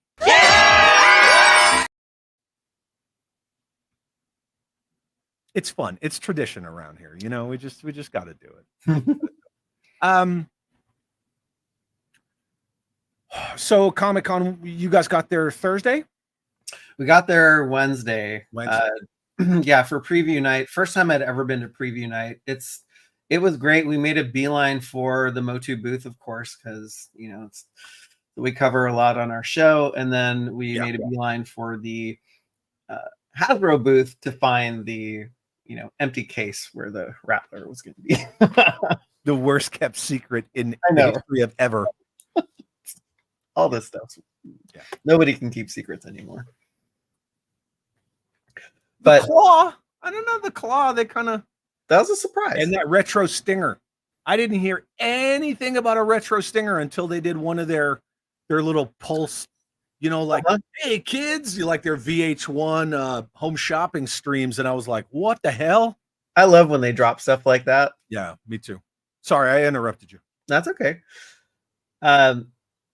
It was great. Like preview night was great because you could get around really easily. And so I start getting texts from a lot of people. Could you pick this up for me? Could you pick this up for me? And I'm fine with that. If I can do it, I'm there. Yep. It's totally fine. So like my friend Daniel, who has the soundtracks with Birdman channel, he wanted an LP and there was nobody in line. It was really easy to get. So. That's cool. Yeah. So we were there from Wednesday evening through Saturday. Now we were going to be there till Sunday, but we were kind of all conned out by that point. And I was like, do we need to spend another night for a hotel? Like the Mr. and Mrs. Toy Sorceress live in West Hills. So it's like a 3-hour drive from San Diego with traffic and stuff like that. So we just checked out early. We made sure to catch the Toy Tubers Unite panel before we left. And that's what we did. 3-hour drive in traffic, but it's only 46 miles, right? Right. Yeah. That's like going from Burbank to Corona, and I'm like, oh, it's only like 32 miles. No, it took us like 4 hours. Oh my gosh. Steel Dog's got to go. Thanks for being here, Steel Dog. I've been starring a couple more comments, questions, things like that. I found this funny. Clint is asking, is Chris Cox in the chat? The CEO of Hasbro? Oh, I fucking wish he was. Mr. Chris Cox, if you're in the chat, please raise your hand, and Michael and I have some questions for you. Please stand up. Yeah, please stand up. And I got to give a massive, massive shout out to my good friend and brother, Jay Bartlett, all the way from Canada. Today is Jay Bartlett's birthday. Woo. Everybody, make sure that you wish Bardo a happy birthday. So good to see you, brother. I love you very much. I hope your birthday was great.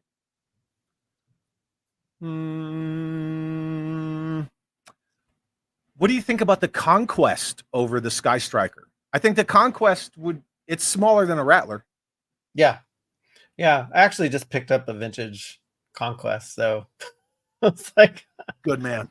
I needed to add that one to the collection. But yeah, I mean, if we're talking about size, sure. I do like the design of the Conquest. It would be, I mean, we already got a HasLab Sky Striker, so I'm cool if they don't do a classified scale version. Do something different. Conquest would be nice. I agree. I think the Conquest plus the Conquest X30 is based on the Grumman X29 swing wing, right? Experimental aircraft. If Jesse's still here from JLS, he'd be like, actually, it wasn't Grumman, thank you. But it was Grumman before it was Northrop Grumman. I want to say, if memory serves me correctly. I think that would be a better fit. My two chief arguments about the Sky Striker in general, we already talked about it shouldn't have been a HasLab because it's 1/18 scale. Yeah. That could be on shelves.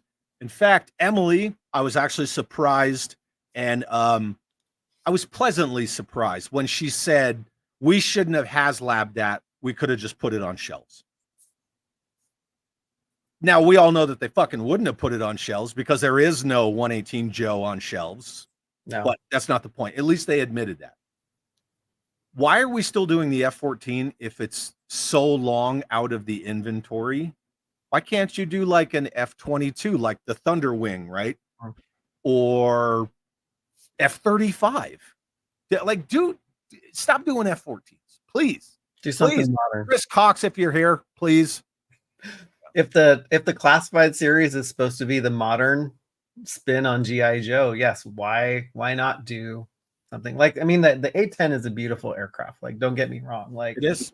that thing, seeing that Rattler there was amazing, and just seeing like a Warthog that big and imagining it either bolted to your ceiling or flying off your shelf. You know, people are going to put it on a shelf with that inside wing up so they can get it as far in the shelf as they can. That was a good design choice. To display it like that. That was a good design choice. I don't disagree, even though the airframe doesn't support it. Whatever, I don't care. Physics, whatever. Yeah, you know, actually, the A-10's wings don't fold. What, you George Aiken wanted to point out to everyone that I am so far behind with the chat that we're discussing.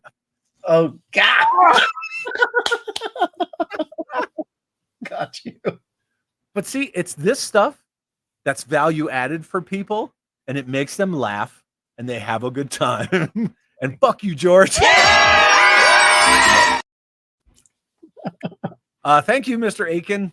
He is my favorite James Bond villain from the UK. But that is true. I am kind of behind on the chat, but again, you know, yeah, that's how it is. What were your favorite parts? We didn't really talk about favorites yet. Well, if you can flash a comment from Paul Galliano. I actually met him at the con, and so that, like, favorites, just meeting people, like, I thoroughly enjoyed meeting Paul. Super cool guy, and just fun just to hang out with and just to kind of pal around with at the con for a bit. So that I loved. Yeah, so as far as like toys, my only favorite thing from the Joe panel was the Cobra Claw digital render. Everything else I was like, I'm good. Except for Road Pig. Actually, Road Pig he just looks like a serious chonky football player dude who just looks like he can do some serious damage. But he's Wreck-It Ralph too. Yeah, he is. He totally is. Yeah, but in my classified series collecting, I think I also forgot to mention too, like the Dreadnoks, is part of that faction that I'm collecting too. And so I'm like, I'll be getting a Wreck-It Ralph Road Pig and be happy to display. I'm going to put his pig mask on because I thought that was pretty cool. I love seeing I think it was talking to the Actually, I don't sound like that. No, you don't. But like the comic book guy in The Simpsons. Yeah, exactly. That's my actually guy. I actually, and I said actually again, but Actually. Yeah. So you got to hang out with Paul, huh? Got to hang out with Paul. I got to hang out with Mega J Retro pretty much every night. That was fun because we had never met in person. And he brought a friend with him to the con who was freaking hilarious. So we became like instant best friends. Is Mega J Canadian? He is. Yeah. He is. And I'm positive that people can come from Canada to San Diego Comic Con. Yes. Not saying, just saying Jay Bartlett. And yeah, I mean the MOTU booth was great. The Turtles of Grayskull stuff. I know that you're not super, you're not super into that stuff. I but still think it's cool. Like Yeah. if you want to do like crossover mashup stuff, because we talked about that on your channel. Yeah, We did. yes, we did. They did tease the Thundercats MOTU crossover, which was that actually the Toy Sorceress lost her shit when they did that because she loves the Thundercats. She was super excited about. I think they handled the Turtles MOTU crossover stuff well enough that you're gonna see some interesting, like I want to see what we're doing with Mum-Ra. It's gonna be like Mum-Ra Hordak or something, just like, oh my gosh, absurd. I could see that. It's gonna be nuts. We're going to be doing a segment on the, kind of more of a traditional like wish list for the Thundercats origins. And I think that's going to be not this week, but the following week. So we're going to talk about that and kind of go crazy with that. But the Turtles of Grayskull stuff, the 40th anniversary, they're celebrating She-Ra with the cartoon collection figures. So they revealed She-Ra and Hordak. Like 90% of the stuff we knew what was coming. It was just cool to see them reveal it, and it was cool to hear, like, to see and hear the voice actor for Blade from the Masters of the Universe movie from '87 on the panel, the voice of She-Ra, and also the guy who did the voice for He-Man for the MOTU 2000X series. So they all went into character at the end and like did their voices, and I was like, oh my god. To see him go from the kid Adam to He-Man without missing a beat, that's impressive. Yeah. So he did that in the Power of Grayskull documentary that Rob McCallum did, which for as long as I've known Rob, if anyone's never seen the Power of Grayskull documentary, go watch it on like Amazon or Tubi or wherever you can find it. I can't say how many times I have said to Rob, I love that documentary so much, and I'm not even a Masters of the Universe person. You need to do the definitive G.I. Joe documentary. But Rob's a MOTU guy. It was totally a labor of love for him, and he's not much of a Joe dude, but I'm like, dude, just do it. Yeah. That would be freaking awesome. That would be rad. Did you catch the nacelle panel? No, like the thing that I'm going to do differently next year is go to a lot more panels. I think I was just more enamored with just seeing what was on the show floor. And then we're like, okay, if we missed a panel, we'll just catch, somebody's Instagram feed. It's the claw. It's also that fun little thing that got you plushies, when you were a kid, right? The claw. What do you think about the Toys That Made Us coming back? I love that series. Like I watch kind of like you were watching shit out of it still. Yes, I do too. I'm like, and my wife's like, are you watching the G.I. Joe one again? I'm like, yes. Are you watching the Masters one? Yes. And even lines that I don't collect or I'm not I watched the Barbie one and I was like, you know what? That's actually really good history to learn. Yes. Yeah. Yeah, I love that. I was waiting for them to do more seasons, so I'm excited about that.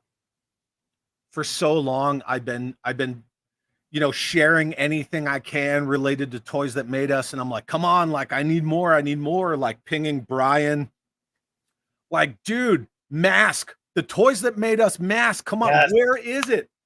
Yeah, I just completed my vintage mask collection this year. Was missing the one that was out of reach, which was the Laser Command, but I traded somebody for it and I got the better end of that deal. So I'm happy. So this is something that was kind of cool. I did get several Facebook messages about it, even though I had already seen it. When they did the trailer for the Return of the Toys That Made Us, toward the beginning of the trailer where they start showing like, bring back this, mine is the second boop that pops up. And I'm like, hey, there I am right there. Yeah, that's so cool. Big M, what's up, man? It's good to see you. I wanted to say hi to you and also to say hi to our good friend Alex S. all the way from Costa Rica. Wow. You're late, but you can always catch up on the replay. And then, Paul says 2000X was fire. I still watch that all the time. Yeah, that's a great one. Mondo is making one. I always get this wrong. 6-inch 2000X figures now. So Yes. they revealed that at Comic-Con, and then during the Toy Tubers Unite panel, they were also there in the audience, and so they were also doing some extra details for their reveals. They said that they're going to be putting out 1 good guy, which we know, and then 2 bad guys. They didn't say who they were, but we're getting 3 figures that will be kicking off that line, which is cool. Who was on that panel? Toy Tuber Unite or whatever. It was Jay from Geek Dad Life. He kind of hosts the panel. Mad Hatter was on there. I think Toy Anxiety was also on there. And I think I forget. Oh, Pixel Dan was on there too. But And, no 3 POA or Toy Habits. What's up with that? you know what? We were in the audience, and so we'd like to show our support. I know, I get it. I know. I'm just busting people's balls. That's funny. Paul says I actually auditioned to play a Hasbro executive in the G.I. Joe episode of the Toys That Made Us. I believe him because he's an actor, and we got to catch up on. That's cool. So he would have been one of the guys sitting around the table. Probably. While the guy who played Steve DeGuano from Hasbro was the guy from Star Trek Voyager. That's funny. It's pretty funny. And I'm like, Steve DeGuano doesn't look like that. And then Jeffy says, "Mask, you say?" Yes, Jeffy, Mask. Yeah, it's funny. We would love to see Mask toys again. Like, fabulous that Ramen Toy is making Mask stuff. Especially for like something that's unproduced, like the shark. So I have faith that Ace's negotiations to get the Mask license will work out in his favor. I hope so, because there's nobody that can do it better, in my opinion. No, especially so. One, we all know this to be scripture. If Hasbro made Mask, they would be 6-inch figures with helmets and no vehicles. Well, everybody knows that would be true. Yeah. You might get like a HasLab Rhino or something in like 2 years, but that's Lord. all it would be. It would be like piss poor effort. Big as my desk. 2, I mean, where else is that license going to be in better hands? Right. Plus, we already know that Machina or Machina, or however you want to pronounce it, the line that he's doing, Machina, yep. He is doing 118 now too. So, plus, I don't know if you know this, Michael, Ace is doing fucking 118 scale V. Yep. I just give me them vehicles, boy. I want them so much. I'm a huge fan of Ace and the stuff that he does. Totally. So Jason Evangelista says Classified is so stuck in the past they need to modernize it. Isn't that what they started with? And people were like, what the heck is this?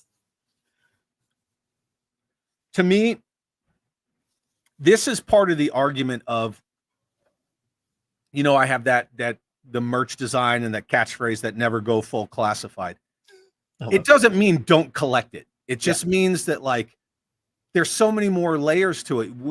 Everything about it is square pegs and round holes. You want it updated. You want it modernized. But when they change one thing on Alpine, people bitch endlessly. Yes. When you get Roadblock with a hair straightener, people bitch endlessly. Like, where is the balance? That's why I said it's aimless. You take a world building IP, you make it in a non-world building scale, then you give onesie, twosie vehicles square peg, round hole, square peg, round hole. When Real American Hero came out, granted it was 1982, we didn't have the internet, we didn't have social media, which is all based on consensus and arguing and blah, blah, blah. Nobody said, well, let's just do Adventure Team or let's just do Eagle Eye Joe and Bullet Man. They said, no, we're going to do something completely new. I think Classified wouldn't have a lot of the back and forth and the very people are so quick to take things as an affront or an offense.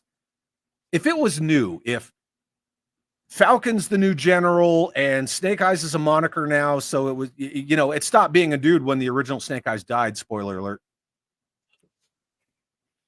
So, you know what I mean? Like, you could do that and move it 40 years into the future. I don't think anybody would say shit then.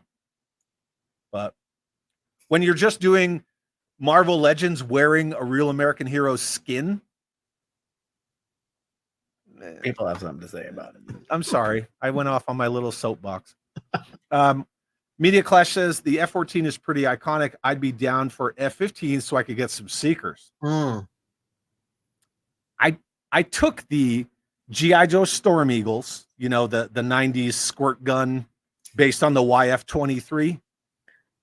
I took 3 of the G.I. Joe Storm Eagles and I made the Seekers out of those. And I dig them. I think they're pretty cool. But I would also be down for some F-15s. And then Paul said, it's got to be the F-14 or the hardcore purists will riot. Again, see back to my soapbox statement, right? Right. Yeah. And I don't disagree with that partial joke because I think people would be pissed. Yeah. But the Conquest is it's a rad aircraft. Yeah, it is cool. It's a cool design. Suka, my buddy. If Hasbro had balls, we would have modern Joes flying F-35s as the main workhorse and Cobra using F-22 fantasy VTOL variants. Okay. I'd be down with that. I'd 100% be down with that. I would love to see an F-35. I bought a freaking Soldier Force, you know, cheapo F-35 just so I could Joe it up. Mm-hmm. And it, you know, it scales really well. It's one of my projects. And then Jason says, if the G.I. Joe team was smart, they should just look at the DARPA, to get inspiration for military equipment technology. What's Yeah, that? DARPA has a lot of stuff, a lot of that future forward designs that have never been put into play. Defense Advanced Research Project, I think. Agency? I don't know. Yeah, this is something like that. Google it. Who cares? Yeah. It's DARPA. What else about San Diego Comic-Con? What tips do you have for people who want to go next year? Especially some dude that you know that you're staring at. Yes, I would look at the schedule way ahead of time and just kind of plan where you want to be and where the panels are, and just make sure you budget the time to get to those panels, because if you've never been there, the convention floor is it's huge and overwhelming, and you might get stuck just making your way through the droves of people that are there to make your way to the panels and stuff. So look at the map, you know, kind of map out what you want to see. A lot of times, What about Extreme? there you go. Yeah, sorry. Go ahead. Look at the maps.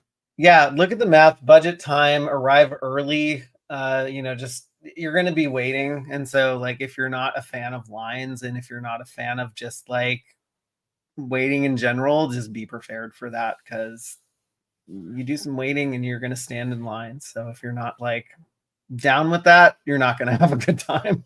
So, well, you said my favorite thing. For as long as I made the U.S. Army my career, one of my biggest peeves is waiting. And that's all you do is wait. So yeah, I'm very wait adverse, but I think when you go to cons, or say when you go to like a Disneyland or something, like, you know, you're gonna wait. I think that anybody who doesn't think they're gonna wait is probably lying to themselves. Yeah. Make sure you budget time to visit the vendor booths, because you know all the vendors put out all their best stuff for Comic-Con, and so if you're looking for something, chances are it's probably going to be there. You're just going to have to hunt and peck for it, and that's part of the fun too. Is just also getting to see the, you know, like I saw a ton of vintage Star Wars figures, saw a ton of vintage Joes. They weren't at the quality bar that I have for myself in order to buy them, so I left them there. but it was fun to see because it's like walking into a toy store, you know, like we did in the 80s. Yeah. Drink water, drink plenty of water. Drink water. Seriously. Yeah. If you're former military, you're probably used to that, but yeah, some people don't budget that time because they don't want to go to the bathroom, but you're going to get dehydrated because you're walking around all day, you're not really eating much and not really paying attention to that part of the equation. It's like you need to take care of your body so you can actually enjoy the con, or it's going to cut down. And sensible shoes. You got to wear sensible shoes. Oh yes. Yeah. And like anyone who served knows the phrase "hurry up and wait." Yeah, that is exactly the thing. Paul also chimes in and reinforces what you said. Michael is so right about the crowds and timing. Another San Diego Comic-Con tip: double check that panels still appear online schedule, not just in the printed schedule, because things get canceled or moved. Yes. And guess what? There's an app for that. They make a San Diego Comic-Con app. So download it, download the schedule, and you can actually make a schedule for yourself. You can add panels to your own schedule, which is cool because you just get to see the stuff that you want to see. I'm registered in the San Diego Comic-Con app. There you go. Because prepared. Because I'm applying for my press pass the minute that shit opens up. I know we totally missed that. We're like, I don't know what I was like out taking a whiz or something. I don't know. But you know that now that we've had this conversation, as soon as I get that alert, I'm gonna be like, Michael, the press pass thing's open, man. Get on that shit. Don't wait till next year. Right. Rachel says, so are there any rumors in regard to where San Diego Comic-Con is moving? If they choose South Dakota, they won't have to change their logo. Rachel's funny. That's She's true. not wrong. She's not wrong. Smart people doing smart things. The hotel prices are the things that shock me. So I think it was the third time I was at Comic-Con. I went by myself, and I didn't look at the prices because the couple times before I shared a room, you know, with my coworker or went with a friend. Wasn't a big deal. Share the load. Yes. And like back then, this was what, early 2000s prices, right? You want to stay close to the con, it's going to run you like $1,200 to $1,400 a night. Oh, a night? A night. Dude, no. So we stayed a mile away. We ended up paying like $600 a night for like it was a Wyndham, but it was more like a motel. I mean, it should have cost like $300 a night. And so it was like the Motor Lodge. Yeah, right. If you don't have anything to do like in the city itself, like I think next year we're just gonna stay further out. You know, and it's also like I'm not a huge fan of cities in general. So I think we're just gonna stay out where we actually, you know, would go to lunch or go to dinner or stuff like that. Cause we went like 4 or 5 miles outside of the con. And I'm not a city person, so I didn't really want to just kind of hang out in the city a lot. It was like it's a $20 Uber or something like that if you want to go from, you know, 4 or 5 miles out to the con. So it's a trade-off. You either pay through the nose for a hotel or you pay a little bit, you know, significantly cheaper, but then you have to Uber. Well, I'm driving. Yes, so I don't fly. Okay. I think I might explore a well, first of all, the Mam and I have IHG, right? The Holiday Inn thing. And so we I don't want to say we abuse, but we make copious use of the points. That's good. Yeah. Yeah, we always use the points. Plus, use them all. IHG is kind of where the military has you stay. So you use your IHG, you get points. You can use them on the civilian side. You could argue it's double dipping, but whatever. All right, whatever gets you there, and it's all good. Yeah, I once was Mike. He says, "Hey, it's been fun. I got a split. First time visiting here. Thank you for your service, Chad. Thank you for being here, Mikey. See you over at Toy Habits, Michael. Later, everyone. Thanks for being here, Mikey. I truly appreciate it." Philip Story, what's up, Phil? And says, "Hail, Chad and Michael. Can't chat driving, but great to finally get to hear you live again." Very awesome. And then Clint says, stay in Carlsbad. It can be like it's an hour's drive in traffic. So Yeah, that's true. There is the shuttle. yeah, you don't want to be exhausted. Sometimes too. that bus is packed too, right? Yeah. I didn't even. Yeah, I mean, I saw the bus and I was like, I'm not gonna do that. Yeah. G4 says I'm BA Baracus. Yeah. I developed some ridiculous fear of flying, and I don't know why. Oh, so you that's seriously right. don't fly? I can fucking stay on base. Oh, yes. Mm. Oh my gosh, wow. You should totally do that. I can stay at Coronado Island. Stay Oh, at the yeah, naval station, baby.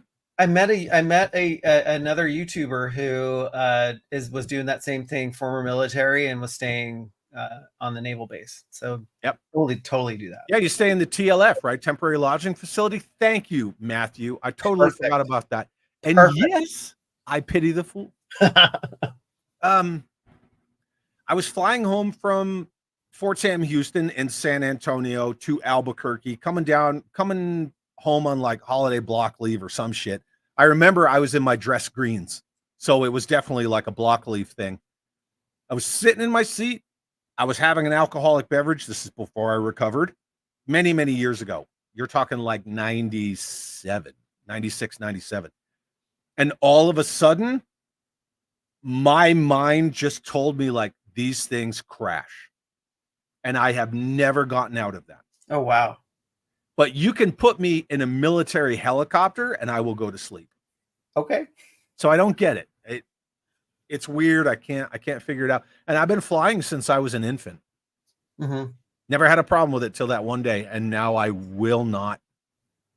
Chad, you can stay at the Navy Lodge. Yeah. TLF, right? Temporary lodging facility.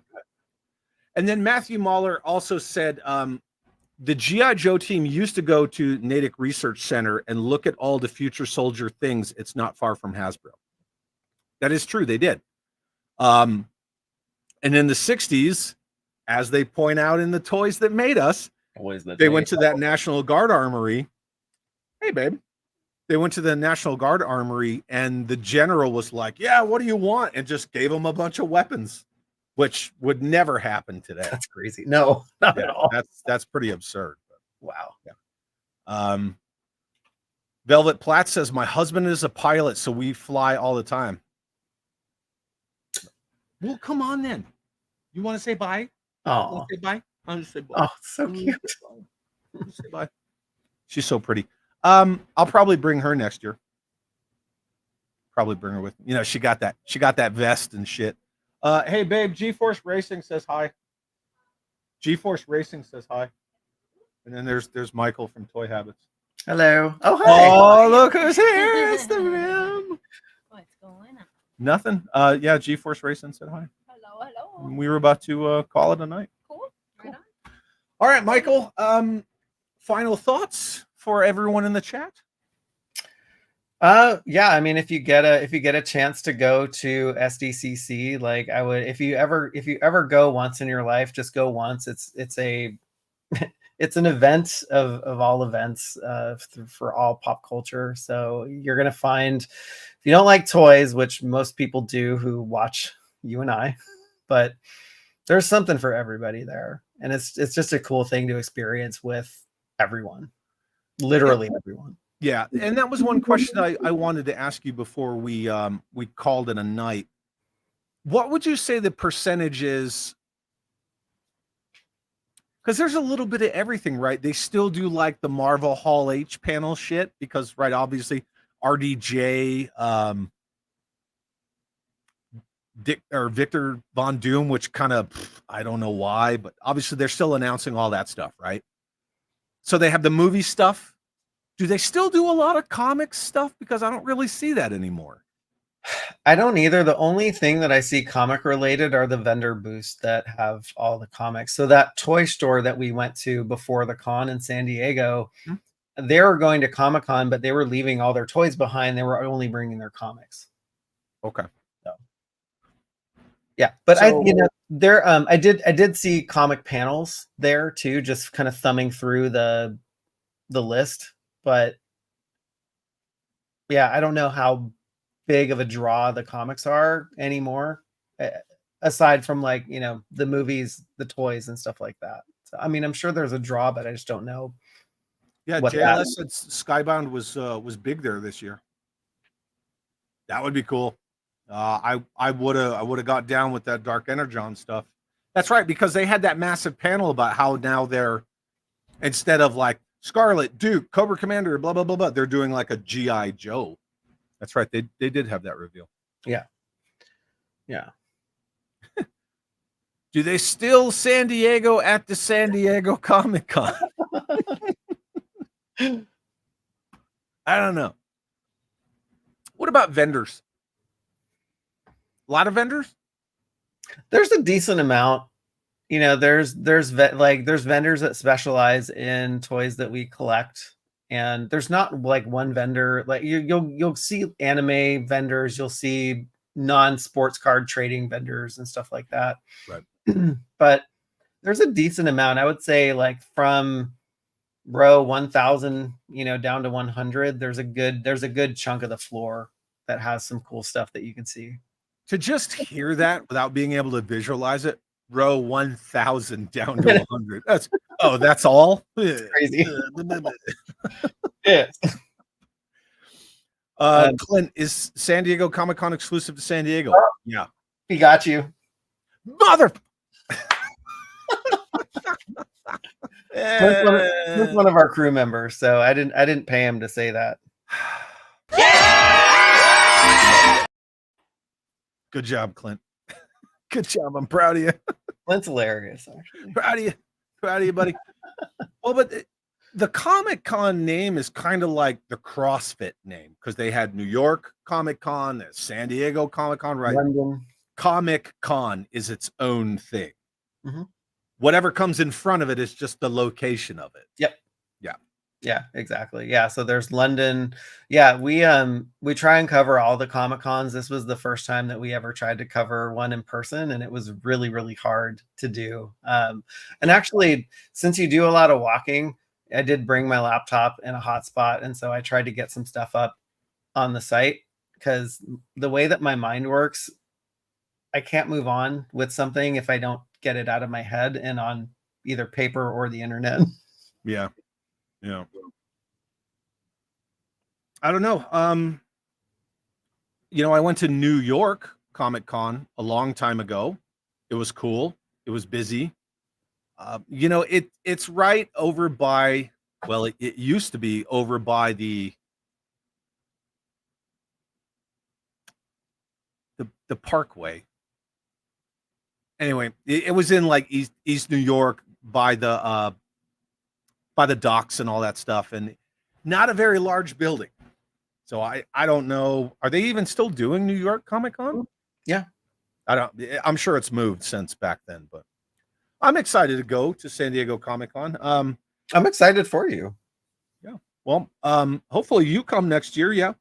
Oh yeah, I think now that we're able to get tickets, we're part of like the block of people that can get access to the tickets before they go on sale to the general public. So we will be doing that. Oh, I guess pro tip for actually getting the tickets: have various people. That's right. West Side Highway. Thank you. Sorry. Go ahead. Have various people help you get tickets. So what happens is you're put in a queue once the tickets become available, and it's really a crapshoot whether you actually get entered into the queue to actually buy the tickets. We had friends helping. I was on two computers. The Toy Sorceress and Mr. Toy Sorceress was on his phone. His was the only one that got led into the queue, and so if his didn't get let us into the queue, we wouldn't have made it. None of us got in, and yeah, I know that can be kind of a bloodbath. Oh my gosh, it's crazy. And it's random. There's no rhyme or reason to like who gets let in, even if like, because he also joined maybe like 20 minutes late when the thing opened. So it's like he didn't even join the queue like right when it opened. So it's like, why the heck did he get let in? Who knows? But we're thankful that he did. But for next year, you're going to do press passes. So then you won't have that problem, right? Correct. Right. And then our good friend Keith from KB Jodographs, who is one of the best toy photographers I know and a rad guy, just moved to Arizona and said, "Sup, boys, I'm aiming for my first San Diego Comic-Con in 2025 now that I'm on the west side." Oh, west side. Yep. Yeah, that'd be rad to see you again, Keith. All right. Let's beat it. You got anything else? Got any closing thoughts? I don't. Cool. All right. Well then, Just happy to chat and just happy to it's spend great to time. hang out with you again. It's been too long since we hung out, and I'm glad you survived San Diego Comic-Con without the crud. Thank you. Because con crud is a real thing, and our good friend Ryan is suffering from that now. Poor guy. I want to thank everybody in the chat for hanging out with us. All the channel members, you guys are the best. Anybody who ever watches a video or a stream or leaves a comment or a like, you're all the real MVPs here. Michael, you're going to sign us out, my friend. Yeah, no, I'm happy to be here. Chad, love your show, love the folks in the chat, and can't wait to do this again and to meet you in person if we are at Comic-Con. So that's going to be epic. It's going to happen. It's going to happen. All right, Michael, thank you so much. Tell the Toy Sorceress I said hi and have an awesome day.